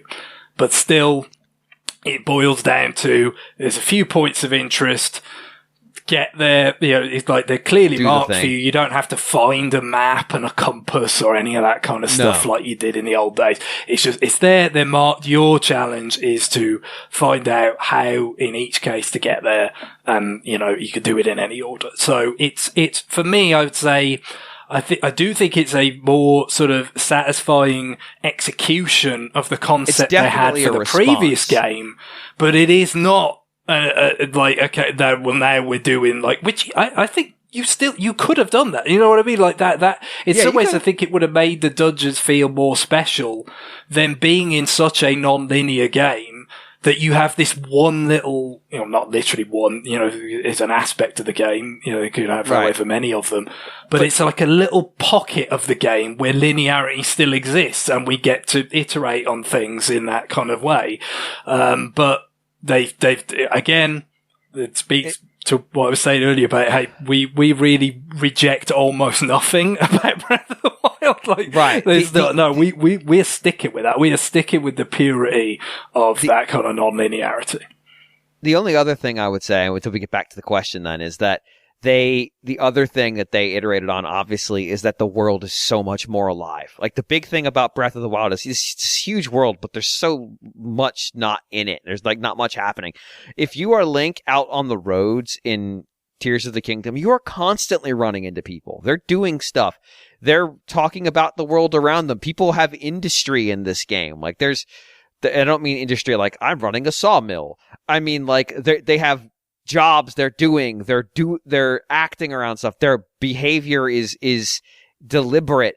The game has almost a Majora's Mask clockwork feel where characters are out running there. And that was in Breath of the Wild too, but there's so many more characters. There's so much more happening. Even the enemies, there's more of them. They have more diversity in how they're presented. They have more diversity in their behavior. There's from one of the trailers, there's literally bokoblins who have managed to turn a talus into a fort.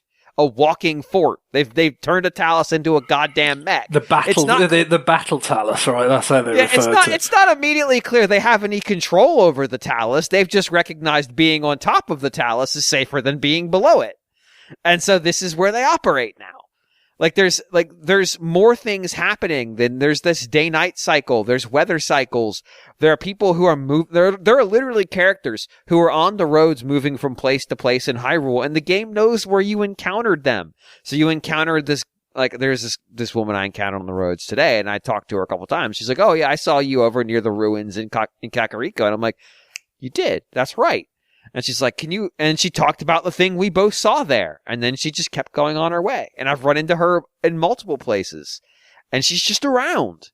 It's kind of Majora's Masky that way. I think that stuff strikes me as things that's just like, yeah, we would have liked to have this in Breath of the Wild. Right, we just have more time. You just did, that had to come out when it came out, and that was as far as they could take it at that time. And then they've had obviously the benefit of kind of looking back on that game, but also just the benefit of more type of stuff they probably would have just followed through on anyway. They've explicitly said as much. That quite a lot of the things in this are things that that could have made it into Breath of the Wild if they'd had more time. But I do think that the response to those things probably told them, yeah, we do need, because they went wild in this game. The amount of stuff in this game is bonkers. I'm finding things that are not small things. They're big things. They're big, long quests that are super well hidden. And it's like, wow, I'm finding this because I'm basically rubbing my face on every surface. And it's like, wait, I just stumbled into this cave. What's in this cave? Oh my God! I think what's really, and I don't play that many big open world games. I've played some that aren't Zelda or Xenoblade. Like the Assassin's Creed 2 back in the day. Skyrim. I played some on kind of Nintendo once, but what seems to me, based on things I've read and just the ones I have played and just the impression I've got, is that what Nintendo is relatively sort of willing to do with this is just concede the fact that there's going to be this stuff in here, and we will hide some of it well enough that people won't play it. Yeah, and we're all right with that. We will put in a certain amount of work into this stuff that feels like people are going to play this game for a long time, not just people that play it for X number of hours and kind of bounce off it, or, just life gets in the way, or, not that sort of thing. No, I mean, they play the shit out of it, and they're still not going to find, this, that, or the other, side questy thing, kind of like you mentioned, that's just because, we're willing to have that be possible, and we think ultimately it kind of, adds to the kind of experience of the game that people will, even if people who've played it and might be months later, could talk to each other, and not just about the order they experience things, but actually have that kind of difference about what they experienced, the different things they saw. We had that conversation with Xenoblade X to get to the conversation of, are they the best RPG developer or just very good? And I've told this story. I mentioned, I think his name was Zed. I can't remember what his name is now. But he was DLC in the Japanese version of Xenoblade X. There's no DLC in the Western version because Nintendo knows better at that point. I thought he was the collective unconsciousness of people who aren't willing to move on. Well, that's the other Zed. Oh. I can't. How does the villain out of Power Rangers factor into all this? Same guy. Actually, he does kind of look similar to the one in some respects, just a little bit more metally. I can't remember what his name is. It's something like that. But he basically his entire character arc is that he's not real. Spoilers for an 8-year-old game at this point. That's it. But that opens so many philosophical questions the game just doesn't feel like answering.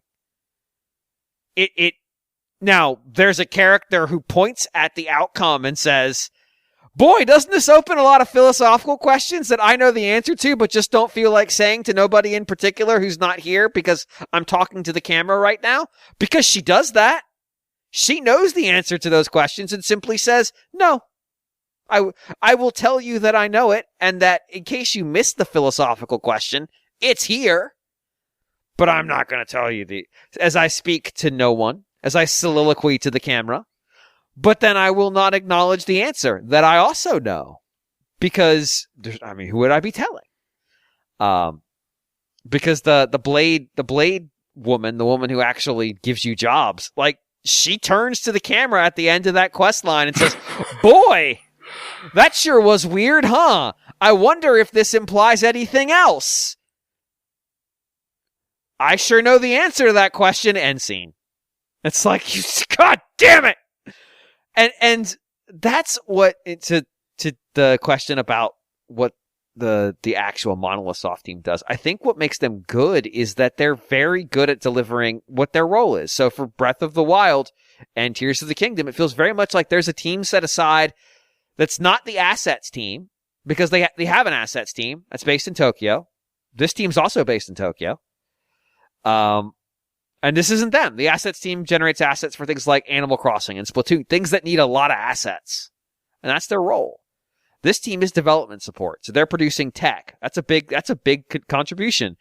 I'm sure they're helping germinate ideas, and they're contributing in that way. And yeah, I'm sure they're contributing assets too. But, they're cross-pollinating, essentially, with the Zelda team.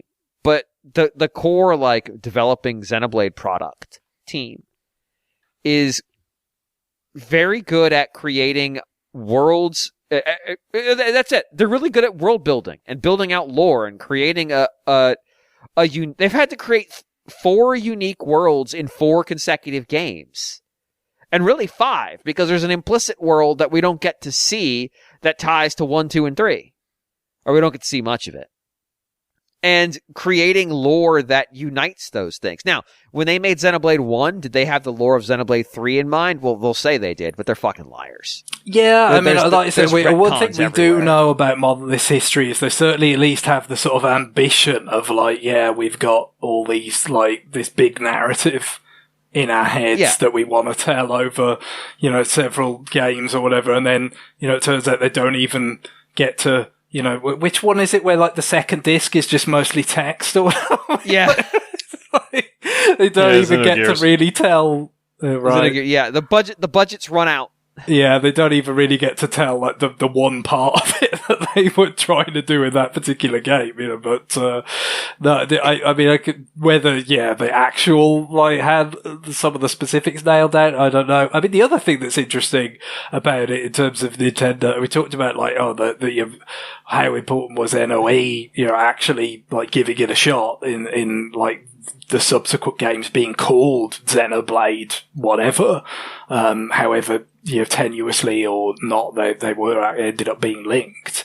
But, with obviously I think it was Nintendo, just in Japan that made the decision, hey, why don't you call this Xenoblade? Because for a while it was being kicked around as Monado Beginning of the World. So that was what it was, kind of, which would have been really on the nose title. Yes. Although it also somewhat ironic because it's, it's true. It's not just, it was the beginning of one world. Right. But yeah, the point, kind of the beginning of 2, I guess, but the point is that, that was one of the, like, Nintendo has this, like, these sort of, some of these interventions that we find out about, sometimes they're kind of very, like, clunking, like, how about we just impose this on you? Like Star Fox. Why are you making another anthropomorphic fox? Yes. Yeah, Star Fox Adventures, is one such thing. But even smaller things like, the title of Sin and Punishment, like, there's a really bizarre backstory to that. I forget, like, the really granular, like, specifics, but it's something like, basically, in Japan, Perfect Dark was, like, localized to, like, red and black. And Yes. basically they just like the kind of actually, the Japanese characters that were used for that. Like, they thought it looked cool. So they just wanted so like Sin and Punishment gets called that because it's like, oh yeah, it's like similar to that. Like, it's going to be 2 characters on the box and that'll look cool. And that's like a lot of the reason why it got called that. Which is you're why, right, it does. Because if you've completed Sin and Punishment, you will know that in the credits it says original title, Glass Soldier. And I always wondered about, like, what original title, why is that in the credits? But that's why. Because, like, presumably, like, that's what Treasure wanted to call it. And it would have been an allusion to Alien Soldier, their game on Genesis. Well, Mega Drive, because it didn't come out in America, so it was Japan and Europe. But, similar to the way that, you have Gunstar Heroes and you have Guardian Heroes, which are, they're different games, but it just sort of suggests, some sort of commonality because it's Treasure. But no, they just Sin and Punishment. They just forced this. But like Xenoblade, like them suggesting to call it Xenoblade has more of the kind of like where they're thinking like, no, you should be you type of intervention. Right. You know what I mean? Like, there's a story about the Nintendo costumes in Bayonetta where they're like the Platinum like had, kind of Bayonetta in just a regular Link tunic. And it was Nintendo was like, well, she's Bayonetta. It should be low cut. There should be cleavage. Like, why wouldn't there be? So it feels like that is just like, no, this should be Xeno something. Like, clearly it's, got all your sort of themes and all that kind of in there. So that's what it should be. Just do it. And how kind of influential that ended up being in terms of, without giving anything away, what the sort of, some of the things, in this sort of phase that they seem to be kind of wrapping up the Xenoblade Chronicles kind of trilogy, as it were, whether we would have had that kind of follow through if not for, Nintendo's kind of insistence that it's like, no, this should, there should be an allusion to your previous work before we owned the company. Right. You have value. You bring value to the table from your legacy. I do think, just to wrap this email up, do I think they're the best RPG developers out there right now? No, because I think the field's gotten too like, everybody's kind of doing something. There's not that many JRPGs being made at a large scale. There's lots of smaller ones, but everybody's also out there doing something different. Like, they're settling into their own niches. I think their ambition from a gameplay standpoint probably outstrips most of their peers. Like Square Enix's Final Fantasy stuff, really, its ambition is the presentation. They want it to look they want it to be spectacle. Well, and you see, I mean, I've not played Final Fantasy VII Remake, and I'm not following 16 that closely, but it does seem like it's more like, no, we need to hew closer to, expectations associated with Western so-called AAA games. Right. Like, that's where that's going. I mean, it's. And I was gonna say, like, I think that they might be, even though I haven't played even like The Witcher 3 or I haven't played Skyrim, but these titles that I just mentioned, they're like they're from a decade ago. And, in that time, Monolith Soft has managed to release 4 Xenoblade titles. They can produce content. Yeah, like, still, you think if you're talking Bethesda, yeah, like, you think about Bethesda, like, they haven't, like, they're still working on Starfield or whatever it is. Like, Skyrim was the last big thing. They've ported it to a lot of devices, but that was the last big thing. And then CD Projekt Red, since The Witcher 3, they've released Cyberpunk, but we know how that went. So just like for the quality of the games that they managed to put out and the quantity of big games that they've managed to put out, like, I kind of don't feel bad about saying, like, yeah, maybe Monolith Soft is the best RPG developer right now, because also like there's like Atlas maybe, but again, like, Persona 5 was I played that on PlayStation 3. Kind of the same thing with Square Enix. Like, they've put out a lot of smaller RPGs. They kind of sent them all to die. Most of which were developed by Most were developed by contractors outside the company. Come on, no. I mean, if we're talking about prolific developers, I mean, Team Asano, the one and only Team Asano. I mean, they can't be beat. It's one dude and a contract lawyer. They're knocking them out, all the time. So I mean, I think that Monolith represents like a really great kind of intersection of ambition but output to go with it, doesn't it? Yeah. But some of that is the luxury of working on Nintendo hardware with Nintendo support. Other companies don't have, and just the nightmare of trying to meet these expectations of Western AAA games that are running on the need to be able to take advantage of the best hardware out there on PC and console. Like that's a whole other level of requirement. It's all a factor. It's tough to live up to, isn't it? Yeah. All right, we need to move on. Greg, would you read the other email? Sure. It's getting quite light in here, so the screen reflection is quite bad. Oh no. But here we go. Jonathan writes, after the reveal of the final Smash Ultimate roster, there was a lot of ink spilled and breath spent on what Smash does after this, because you can't just make a bigger one the next time around. Smash Brothers almost needs some kind of a reset in the wake of Ultimate. So, where does Zelda go from here? The new norm of Zelda can't just be bigger world, bigger physics tools, glue even more stuff to even more stuff, can it? It sounds like Breath of the Wild is the new template, but honestly, these built-in tools can't be a permanent part of the Zelda mechanics, can they? If Breath of the Wild is the template, then what does that template look like, and what can be removed from Tears of the Kingdom, and what could be added in the future? DLC. That's what will be added in the future, relatively near future, we must assume. I don't know. I feel like there's no limit to where Zelda can go from here. I feel like there's no. It's kind of pointless to try to predict where it's going to go, because they just. I did not expect, nuts and bolts. Nuts and bolts. I did not expect nuts and bolts. Easy thing is the Battle Royale mode. I mean, come on.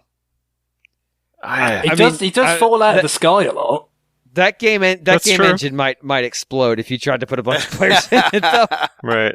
Well, some co-op might be fun, but I feel like Nintendo, like, when I think, like, when most developers think, how do we expand this? They look to their own genres, or they're like, if they're not already an RPG, they think, let's add RPG elements.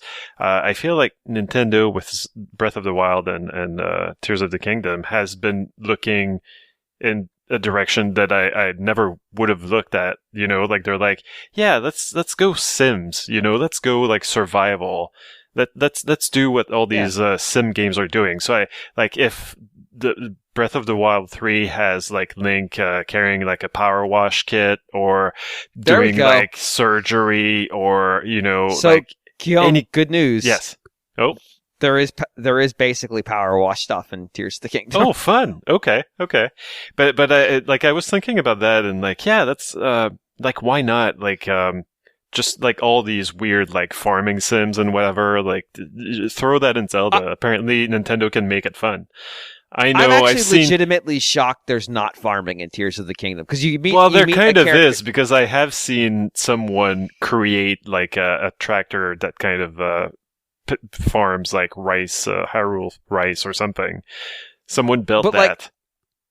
I'm surprised there's not actually a farm that Link can take seeds back to or take fruit back to manufacture seeds and grow stuff. Because considering the whole cooking angle, it's like it feels like it would be a natural kind of extension of that in some ways. Like, there's a character who almost implies it, like I take the seeds that we've been collecting from the ruins that have been coming down and grow them, and I'm like, am I going to get a fucking farm?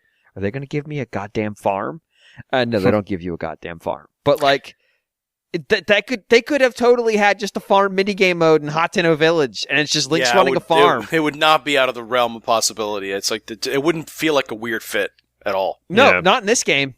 So that's why I think that idea is not going far enough. Like, we can't expect it from like a Breath of the Wild, second sequel.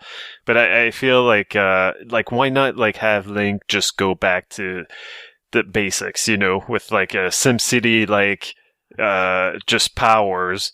Like, let's throw it all out there. Like, now Link has to design like working and resilient gray water, waste systems in order to save Hyrule. Like that's how you prevent Wind Waker from happening. Like it's in Japan, it's going to be called like Aqueduct of the Gods, and then the rest of the world, it's going to be a link to the treatment plant.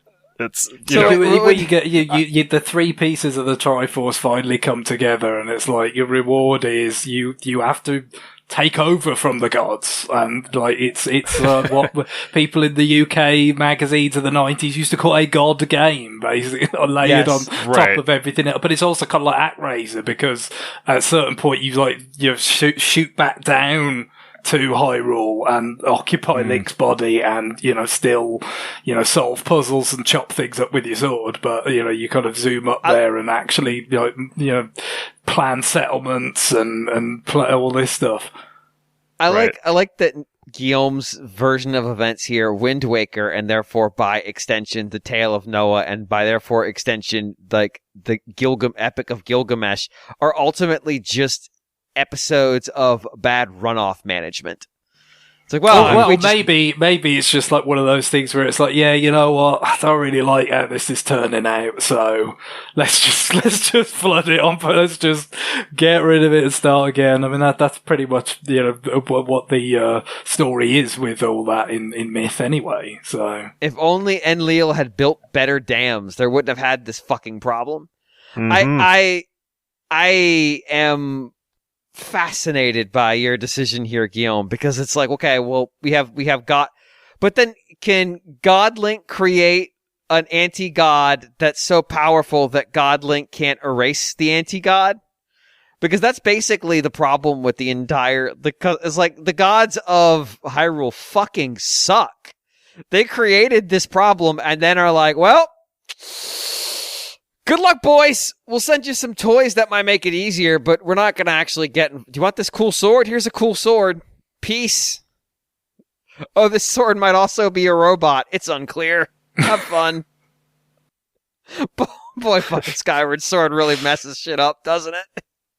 It's like, I don't know. This is whatever. The apathetic god is really an appreciable force in the Zelda universe at this point, especially in Breath of the Wild. Pretty much it. That's any fantasy, kind of things that have gods as a kind of is always is tricky it's like, well, if there is a kind and caring god, why does a water temple exist? Huh?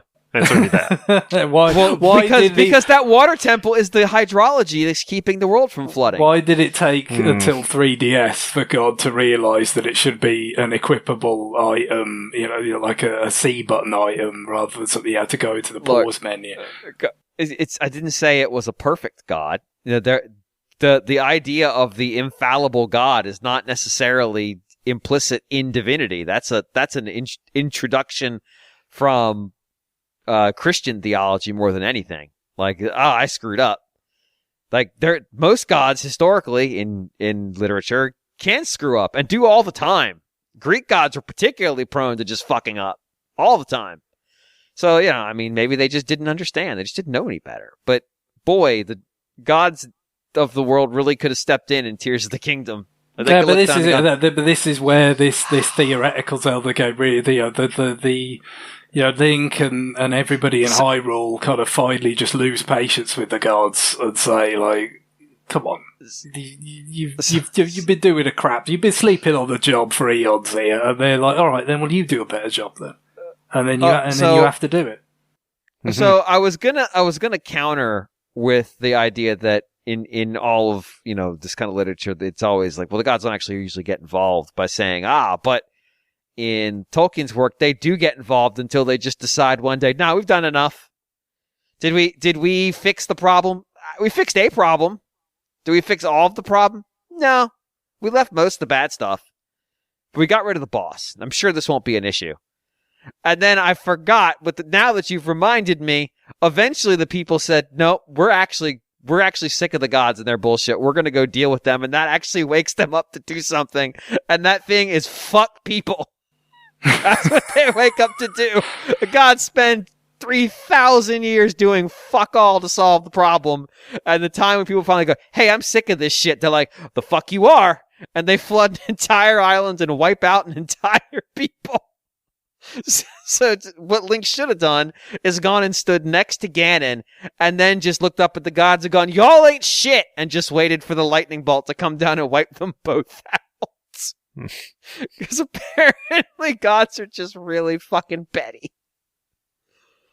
I think if you're just saying, like, what's the next Breath of the Wild's sequel going to do, I think it's probably time to leave Hyrule. Yeah, that's a new country, essentially, isn't it? Space? Come on. It's space. Yeah, don't rule it out. They get real close in this It's game. the final frontier. Yeah, that's true. But like, all right, so I don't know where this game's plot's going to end because I haven't finished it. But it does feel like we're moving towards some finality for this world, at least for this narration. Like that you couldn't third strike this world. I mean, we talked about some of the sort of silliness of it last week, and it feels like it would be, a bit too far, a step too far if you did it again.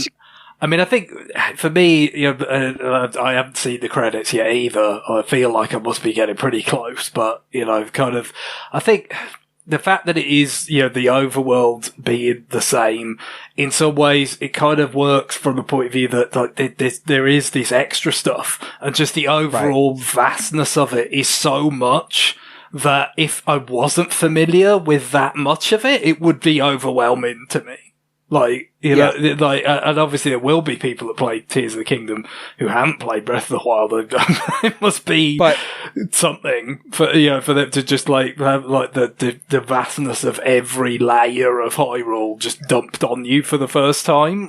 That's a lot. But I mean, I'm not like the kind of person that generally is like that jazzed about, it's just absolutely enormous and you could go anywhere. Like, that's not intrinsically that exciting to me. Like, my sort of inclination is probably more towards like a Metroid style, where it's like, well, you do explore, but it's almost more illusory.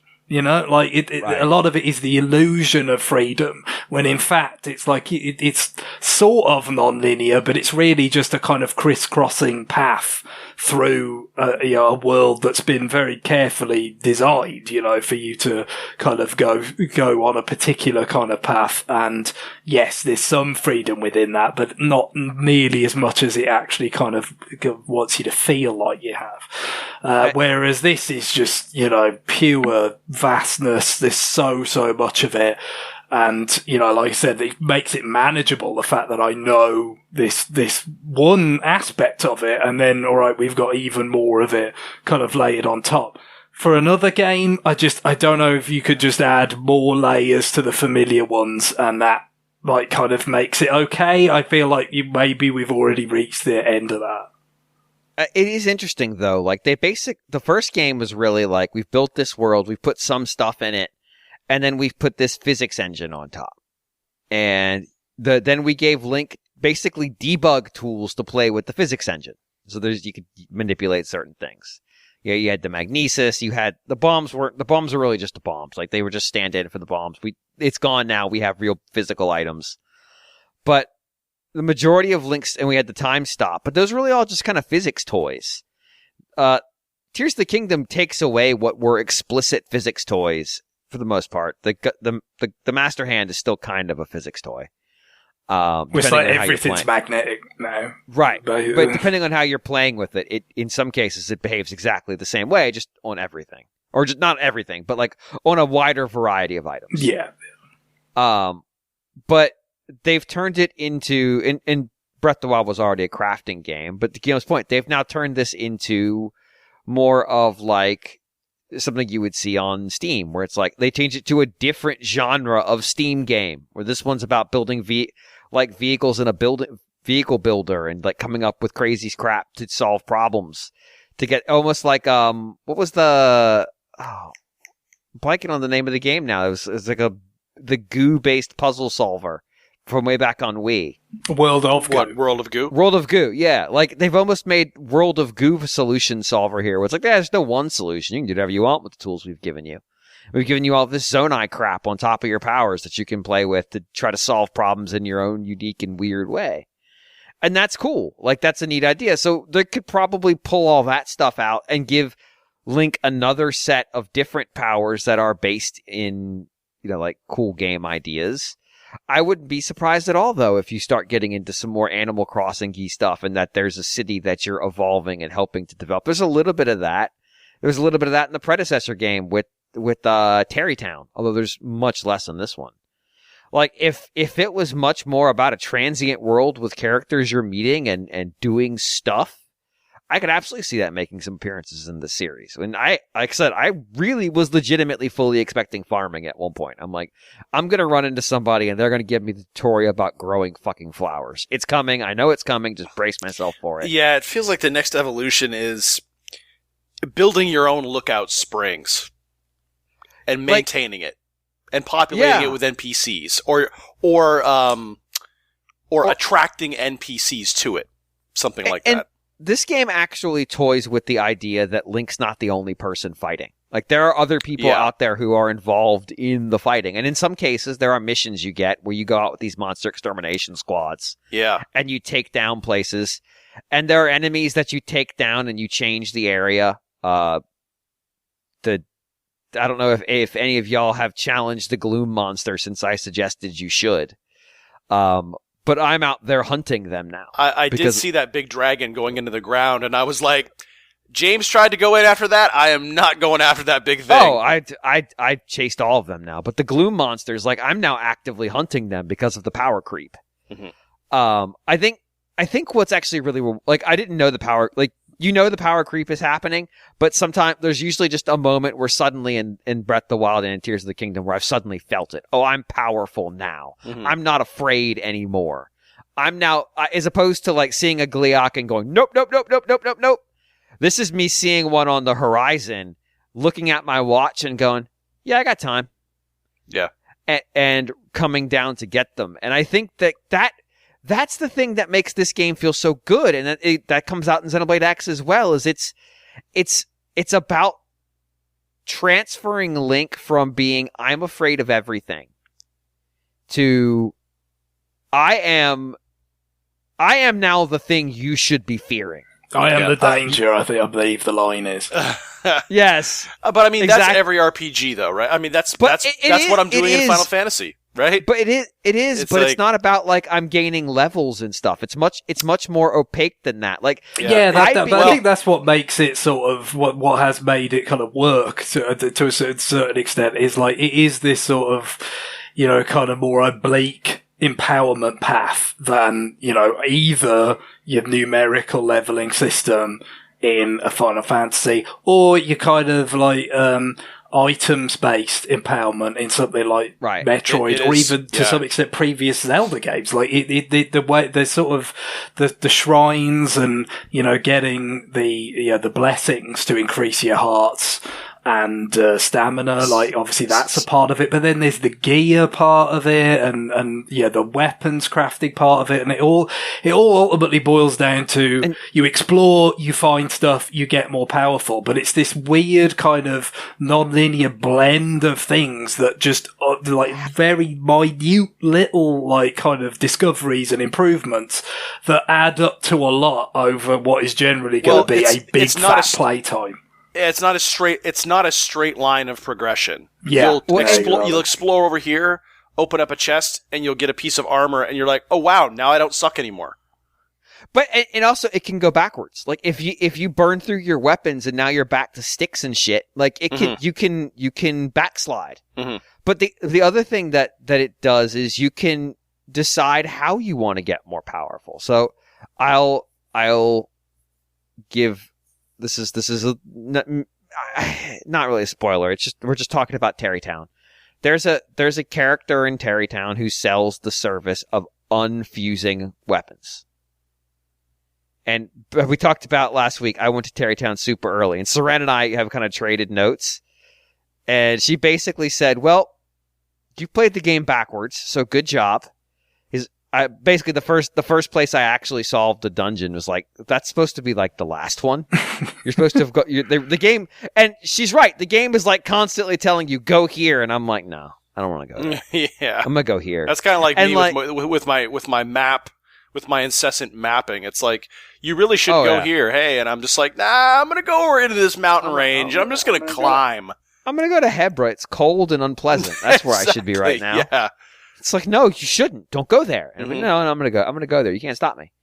I found something that I'm suspecting the game actually tells you about after you've gone through the core stuff. And it's like, hey, you should go check this out too. I found that super early just through exploration. So I gained a sudden power jump because I found this thing that they definitely didn't expect me to have when I had it. But the Terrytown guy, like, that might seem like an inconsequential thing. Oh no, I can unfuse items. Who cares? Well, weapons are ephemeral. They go away. But the fusion items go away with the weapon unless you unfuse them. And mini bosses, or the named enemies that pop up with health bars, like your Hinoxes, your Gleox, all those Battle stuff. Talus, would that be? The Talus, yeah. Yep. They and then there's some Zonai ones that pop up, and I won't talk about them because they're new.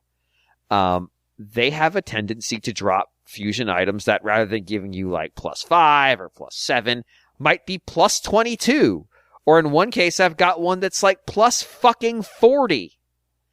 And so the thing is, those don't wear out; they just break with the weapon. And once I realized that, I had a handful of weapons that, like, I had 2 that had these things on them. And so once that weapon was low on energy, I went back to Terrytown, split them, and assigned it to a new weapon. And I just preserved them. Now every single weapon slot I have has one of these fucking things. And you can just go around slapping everything around. Right. And so then when one's low, I just cycle to the next one. And then periodically, I just go refresh them. That was how I power crept. So rather than having a bunch of breakable swords that break with like 19, I'm running around with a whole shitload of swords that are 35, 55. Like, I've got one that's fucking 60. And so it's just, I show up, I stare down this boss that used to scare the crap out of me, and I just fucking destroy him. And that's it. Like, that was how I did it. That was how I did my power creep real fast. That was my game hack. And it's not really a hack. The game tells you about it. It's just like, you have to sit there and go, okay, that's the path I chose. That's the path I chose to take. Did that mean I have to make a lot of unplanned trips to Terrytown? Yeah, there's a cost to this plan. It's not perfect. But, like, that's what I did. And so, other stuff I did to gain power, like, whatever they do needs to give you this kind of, I have developed a strategy to get better. Because ultimately, Link's character in this game, it's not a matter of his courage. Like, there's always goes the Triforce of Courage. It's really more just a question of, like, his ingenuity. He's being forced to solve a lot of problems very fast. And he has to come up with the plan for them. And there's nobody to turn to. Basically, even the people that are supposed to be his experts are just like, boy, this is weird, huh? You should go look into that. He's like, do you want to help? Nah, we got a hot air balloon. Do you want to ride? They call him Linky. Yeah. I know this was the case in Breath of the Wild, but it is still a little bit odd to me that he's Link rather than, Link's his sort of assumed name, but you can call him whatever you want. He's Link, and people have pet names for him like Linky. Right, he is a known quantity around, and people recognize him. He is the funny thing is, like, in Breath of the Wild, there's one of Zelda's diary entries where basically Link finally talks to her after spending what apparently is their entire time together previously, just kinda not talking. Just, like, she basically says, like, he finally told me why he's so quiet.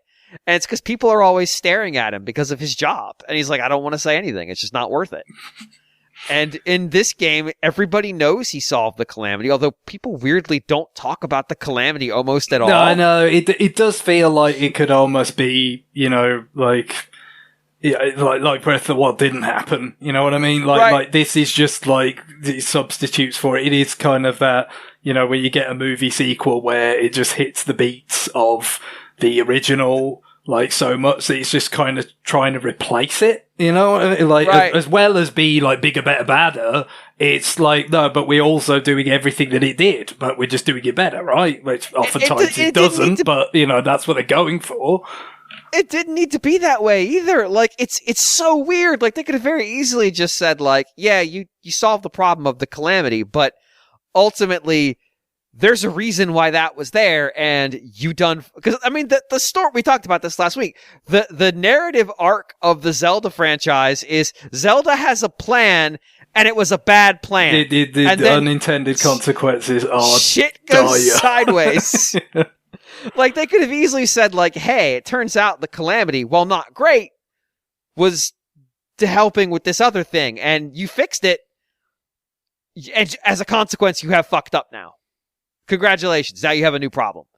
Literally, and I joked about this, like, the Shrine of Resurrection's not there anymore. Like, I went to the spot.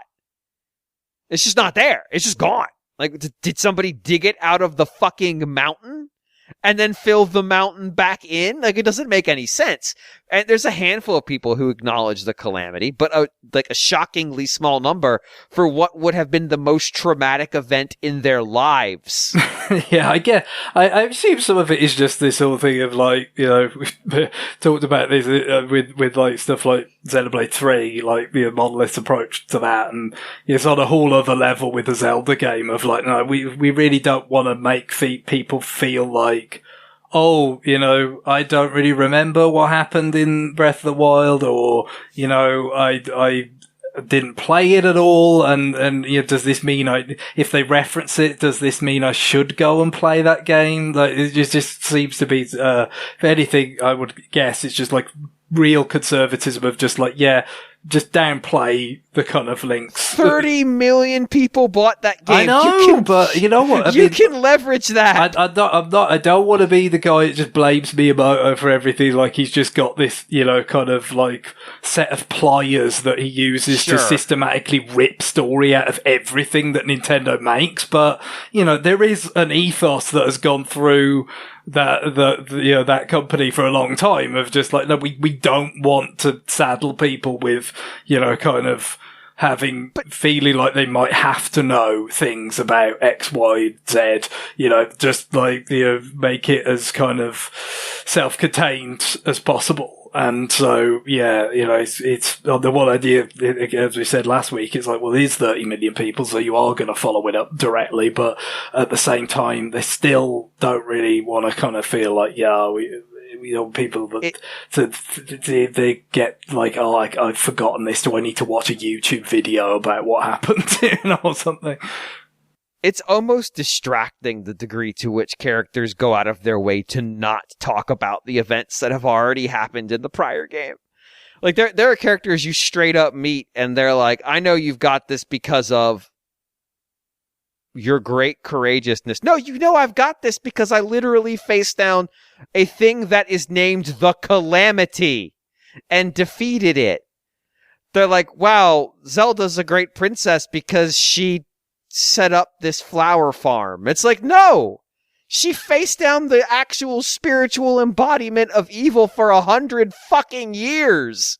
That's why she's good, not because she set up a fucking flower farm on an island.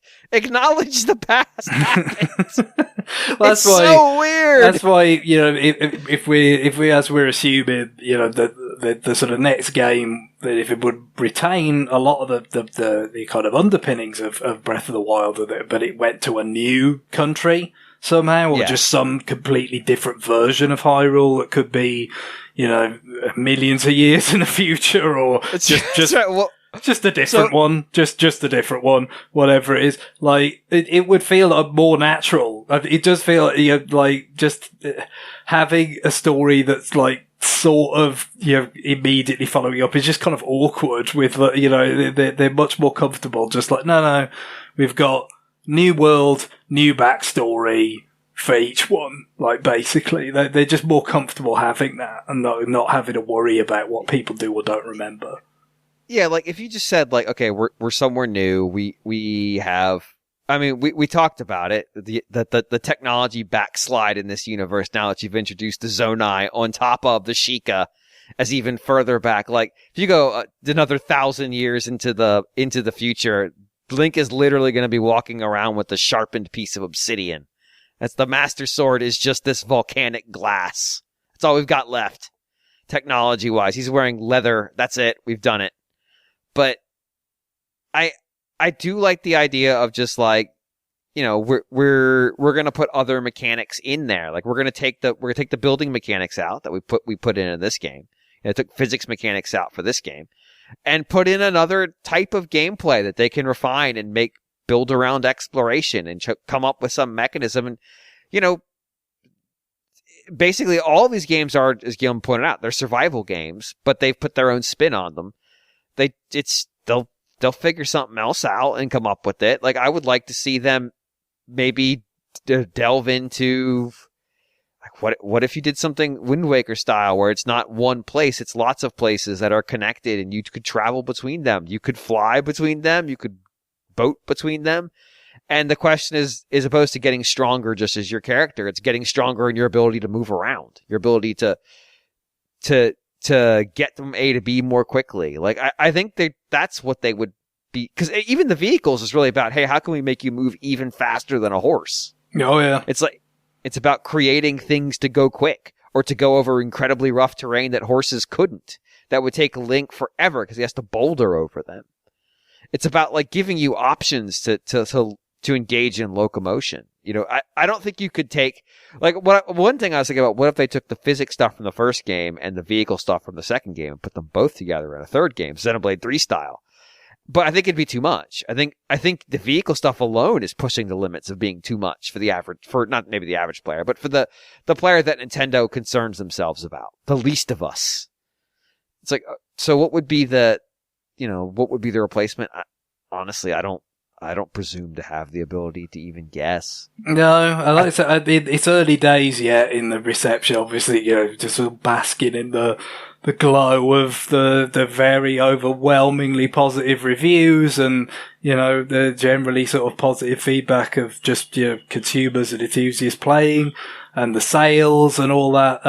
But, you know, I don't know if there is going to be some element of the game that's going to emerge in the discourse around it that's like, oh, we must reject that and we build the following game. You have to go back to that cycle, you know, like we missed one. It didn't really happen with Breath of the Wild, as I already mentioned. It wasn't this kind of like lightning rod that then, you know, became something to kind of rally against almost.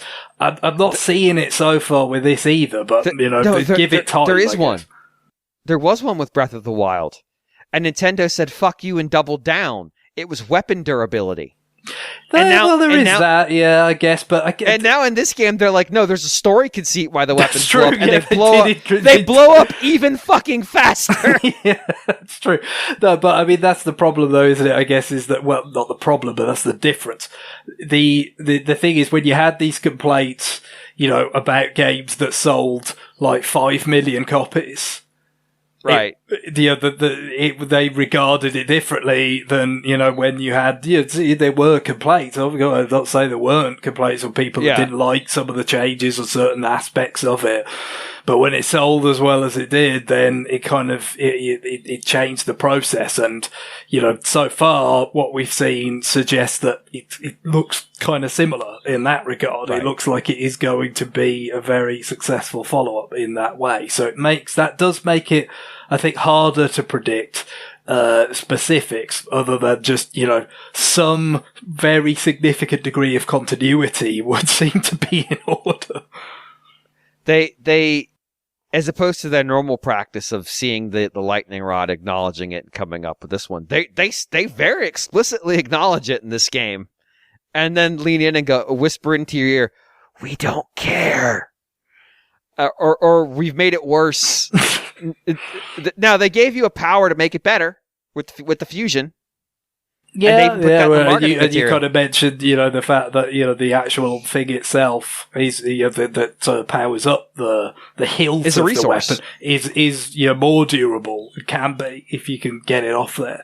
Right. There's some kind of responses in some ways, but they certainly didn't reject it outright. No. Like, they're absolutely not. No. So I mean, again, it speaks to the step change in popularity that the game achieved, Breath of the Wild achieved for the series. I wonder if the other part though is they just feel more confident. Like, we had this massive success. We're confident. Like, we're confident in our decisions, and we're not going to react to the things that people are most upset about, or we're going to react on our own terms. Yeah, in our own way, rather than feeling like we kind of have to. But that's the thing. I mean, Right. when it was kind of topping out mostly at 5 million, Ocarina was what 7, but after that, as we mentioned before, it kind of was that's your base. You do kind of, they felt more pressured to kind of play to the choir. In some of those respects. I think we'll probably do a new batch of Zelda spin-offs set in this world. Like, legitimate, and I'm not even being facetious here. I think, like, it's been a while since we've got one. I think they would benefit from taking their time. I mean, they took 6 years with this game, but taking their time and maybe going a couple steps beyond where this game was. We've had 2 in this format. I think we had about. What do you think? Going back to a 2.5D game or something, or no, not necessarily. I mean, I think, like, maybe even things that aren't core gameplay, like things that are their own. Like, we joked about a farming game, but a game where you're not fucking Link. Crossbow Training 2, is that what you're thinking? No, a game where you're not. A I've game thought where of you're Little not Elf Link for with the. 15 years. I mean, we've basically fucking had Link receiving the T-1000's weapons in this game. So, like, at some point, It's true, isn't it? We chuckled about the idea that when they they came up with Crossbow Train at first, it was going to be more sci-fi than just Link has a magic automatic crossbow in the Twilight Princess world, but he's got everything now, hasn't he? I mean, he's right. I mean, the Zonai give him a laser sword, and he's totally fine with it. But a game where you're doing stuff in that high, because I think that Hyrule itself now, especially in this game, is really interesting. The towns have things going on, and when you go visit them and interact with them, there's stuff there. And people, like I said, people are doing stuff. They aren't just existing to pantomime the same phrase to you over and over again. And so some of those roles in that world are probably pretty interesting. Like, you could do something with the monster control squads. Like, is that going to be the theme of the next Warriors game that's going to be based? Because there's going to be a Warriors game based on this game. No way. I don't think they're going back to that well again.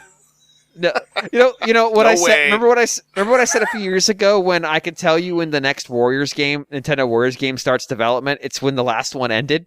Yeah. Guess exactly. what? It's they're gonna somewhere out there. Like, the sun does not set on the development of a Warriors game. Specifically a Nintendo's Warriors game. Yeah. There might be a Fire Emblem one in the works right now because it's its turn. Or there might be a fucking Xenoblade one where they're going to reveal what the fuck happened on Mira. Fuck it. That would be the dumbest thing in the world, and I'd be so mad if they put it behind 100 hours of Musou. But I mean, Three Hopes was after Age of Calamity, right? Yeah, you're right. It was. So it is Zelda's turn again. So, like, that could be coming at, like, shit, that could be right. They could announce that next fucking year. I mean, there you go. I mean, you've spoken into existence right there. This has happened before. But yeah, but you could set it around the monster control squads. Like, it's right there. Yeah, it's right there. You have to go, like, that's the story mechanism. You're playing with somebody they want to have a custom character in everyone. For the first one, it was fucking Linkle. Well, and I mean, Tears of the Kingdom is obviously so popular, they would almost be dumb not to do it. Yeah, it just makes sense. But, like, I think you could take other characters and other things that are existing in that world and do something with it. Like, I would actually like a game where it's I mean, Nintendo would never make this game. It's too niche. But, like, hey, you're going to go do archaeology as one of the Zonai research team. Something simple like that. You're going to run the farm. Like, an actual city building game, like y'all talked about. Like, you could make a real city build, like, not a SimCity style one. More like My Life is a King style city building, where it's much, much less technical. Much more just like, I need to put a building here for whatever. And it's like, you could the Sun and Sun building company. We're going to build a new town because we've solved the problem again. There's definitely not going to be a third calamity this time, and we're going to go rebuild. You're going to go rebuild the Castletown. Castletown's still fucked from the first war. They haven't fixed it yet. They were kind of starting to fix it. Like, you could make that, like, they could buy themselves a lot of time with spin-offs and then do a couple iterations. You know, we basically got 3 of the Ocarina, or 3 or 4, maybe 4 of the Ocarina of Time format, but they were coming out a lot faster than these games are, and they weren't selling nearly as many units as these games are. I could see wanting the third game in this world to be, or not in the game world, but like the third post Skyward Sword game, or the second post Breath of the Wild game, to be more experimental than Tears of the Kingdom. Wanting to be more like a further step away from Breath, because Tears of the Kingdom is not a huge step from Breath of the Wild. They introduced like vehicle mechanics and stuff, but it's not that far spiritually, physically, and how the game works. But, you know, making this the Wind Waker, which is a little bit more of a departure rather than being the Twilight Princess, which is like a rapid pullback, and being a little bit more different, being a little, or even being the Majora's Mask, or maybe the world's a little bit smaller. But yeah, it's I think if you do a new world for the next one, I don't think it can be like as big as this expanded version of the Breath of the Wild. For my taste, anyway, I think that would probably be, you know, a whole, as I said earlier, a whole new world that's as big as all the ways that they've expanded out the Breath of the Wild world for Tears of the Kingdom. You know, I guess it depends on, you know, your kind of mobility, what sort of mobility options they give you from the beginning of the game, and all that kind of thing is all sort of relative, really, isn't it? But I feel like that might be a bit much if you do a new world, and just from development wise, like if you if you're doing it from scratch, like you might want to do it like a bit more kind of modest in some ways. Like, but if you did a smaller world that's more dense, but maybe it's more vertical. Maybe they, like, one of the things I've noticed about with Tears of the Kingdom is because I know how to navigate the world so well, I'm bypassing huge stretches of it. And because I go look at my path of the hero, and I'm just not going to these places because I don't need to. And my brain has been programmed by playing Nintendo open worlds to know I don't need to go there. But if it was more confined and it was more vertical, so you just couldn't get there. It's like, you can see stuff, and this is what X does so masterfully. You can see stuff for 40 hours, but just can't get there. And still leave it open to, like, you want to go to the end of the game? We're not going to stop you from doing that, but there's a bunch of stuff you just can't reach yet. And then as you get stronger, and we can talk about, you can have lots of ways to get stronger. Maybe it's building vehicles. You learn to build better vehicles. You get access to better tools or whatever. Maybe it's just your Link gets better stamina, but they can make it so there's lots of paths to get to there. And there's some of that in the Sky Islands right now in this game. Like, I definitely short-circuited some of the stuff it didn't want me to see because I figured out a way to take advantage of the timeout on the wing to give myself a lot more distance. And so there's stuff they could do to, like, make it a smaller thing, but make it so you're constantly getting access to more vertical space. And that's how they expand the scope of the game. And then just make it more dense. Like, it's maybe not as big as Tears of the Kingdom. Let's say, for the sake of argument, it's half the geographic size of Tears of the Kingdom's world, but with no less in terms of the number of people and events and things that are happening. So it's very dense. It's like, it's not a ruined world. There's people in it. They're doing stuff. And then you could basically have like a Majora's Mask style game where literally every character is clockworked, but there's, you know, hundreds of them rather than 10 or 20. And so it's a much more involved thing. It's much bigger. It's got much wider scope, but the place itself is more geographically constrained. And also, while it's still open, it would also let them do a little bit of soft routing you, because, like, okay, there's stuff you can't reach up there. That's not where you need to be right now. And so if there's some like really wicked shit, they could put that just out of reach. Maybe not out of reach for long, but out of reach long enough that they know you've at least seen some of the earlier stuff, so you're not doing what I was doing, getting the tutorial shrines 15 hours into the game. Like, just to give you a little bit of control. Like, I think that would give them a little bit, not even necessarily like you have to clear dungeons to get up there. Just, you have to have inhabited this world and explored it and gained skill or strength or wisdom to move through it better in order to be able to get there. You will not be able to pick up the controller and just reach it, even though you might technically have all the tools needed that makes it theoretically possible. You just don't have the background to pull it off, if that makes sense.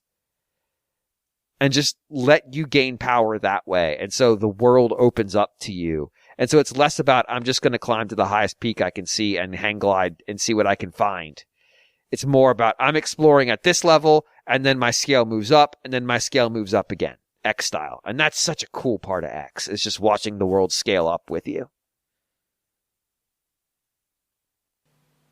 Does anybody else have anything? I'm just struck by the realization that Amalthus in Xenoblade 2 is just like that sort of obstinate Breath of the Wild player, isn't he?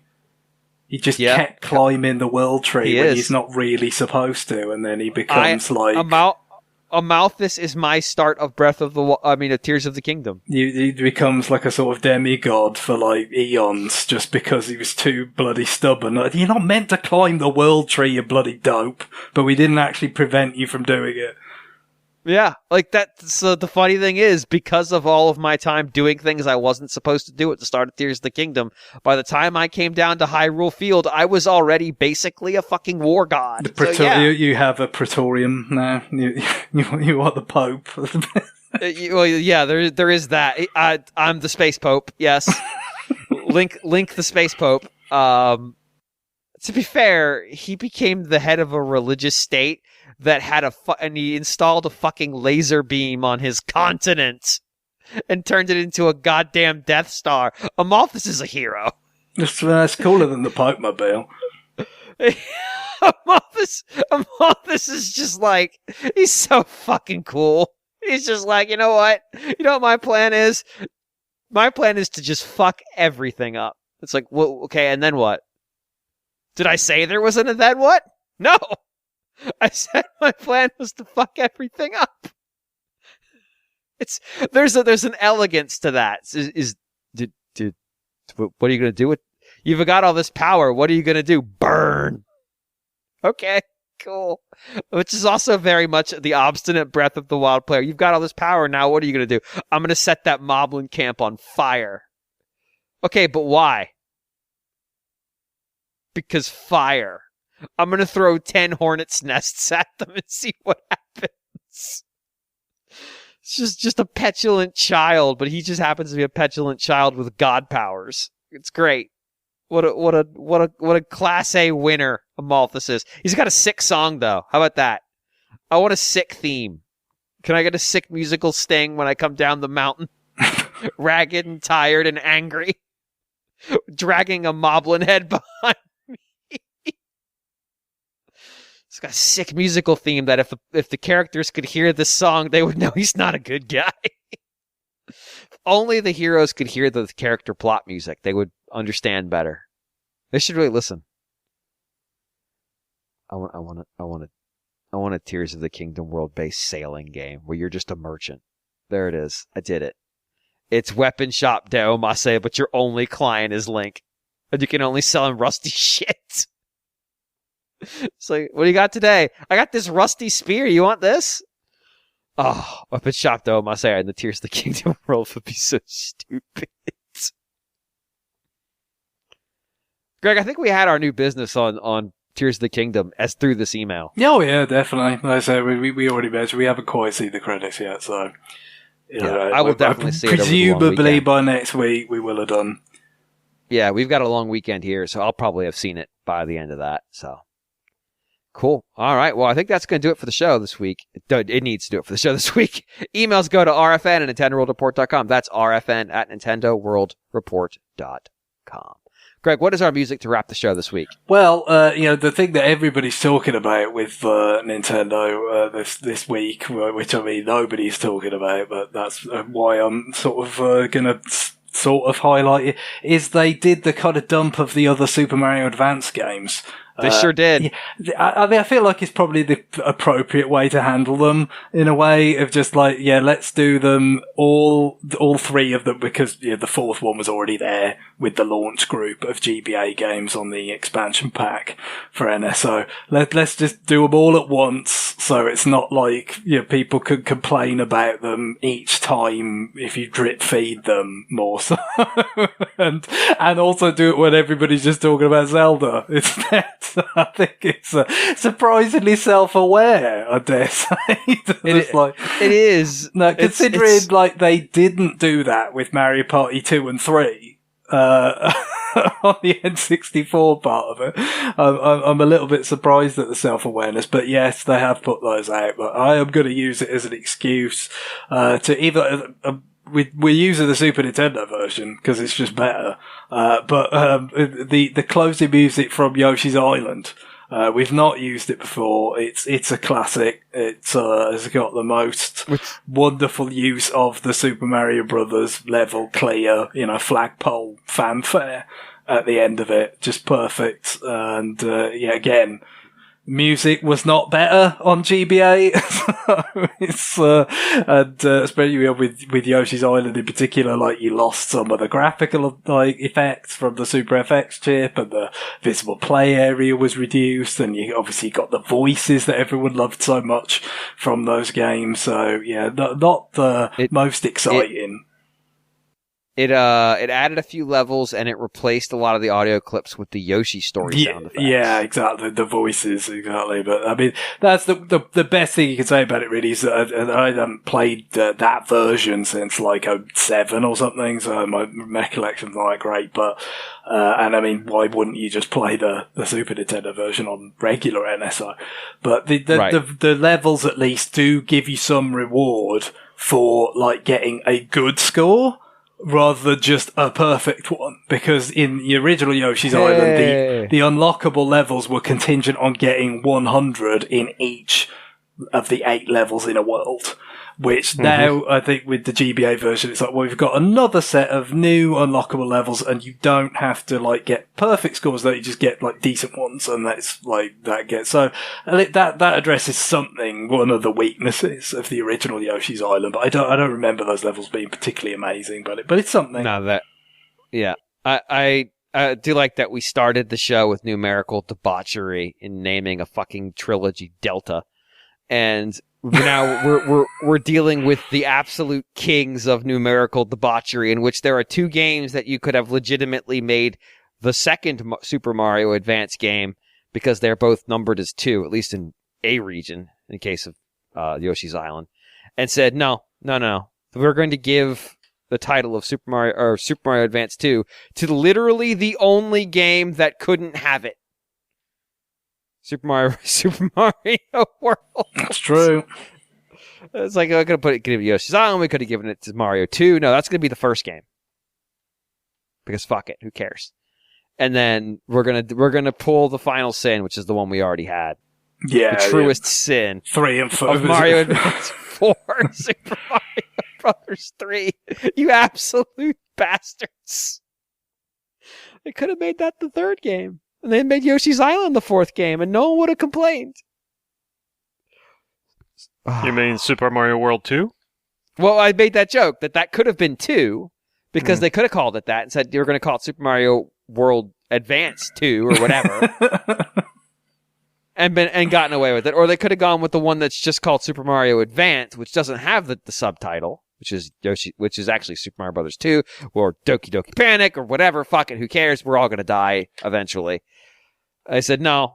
Super Mario World gets the 2 slot, which doesn't make any sense. Yoshi's Island gets the 3 slot, which could have gone to Super Mario Brothers 3, which gets the 4th slot. Basically, this was all avoidable by just flipping 2 of the games, and they said no. They said no. We want all 4 of them to be fucked up. It's an accomplishment. Like they went 0 for 4. I'm impressed. It's really good. It's really good.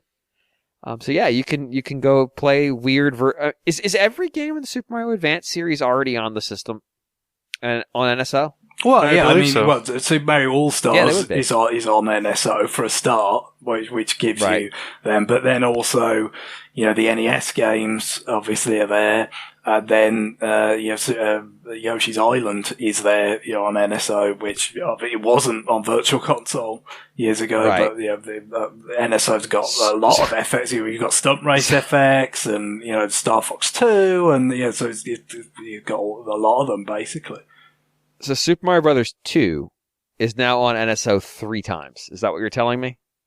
Yeah, it's gotta be. You got the NES version, got the Mario All Stars version, and now we've got the Super Mario Advance version. Which I mean, I guess Super Mario Advance is it's kind of one of the more different ones, right? Like They should put Doki Doki Pan. They should pay Toei. I think it's Toei for the license again, just so they can put that on there and go, no, it's on 4 times. It's here 4 times now, and call it an import game.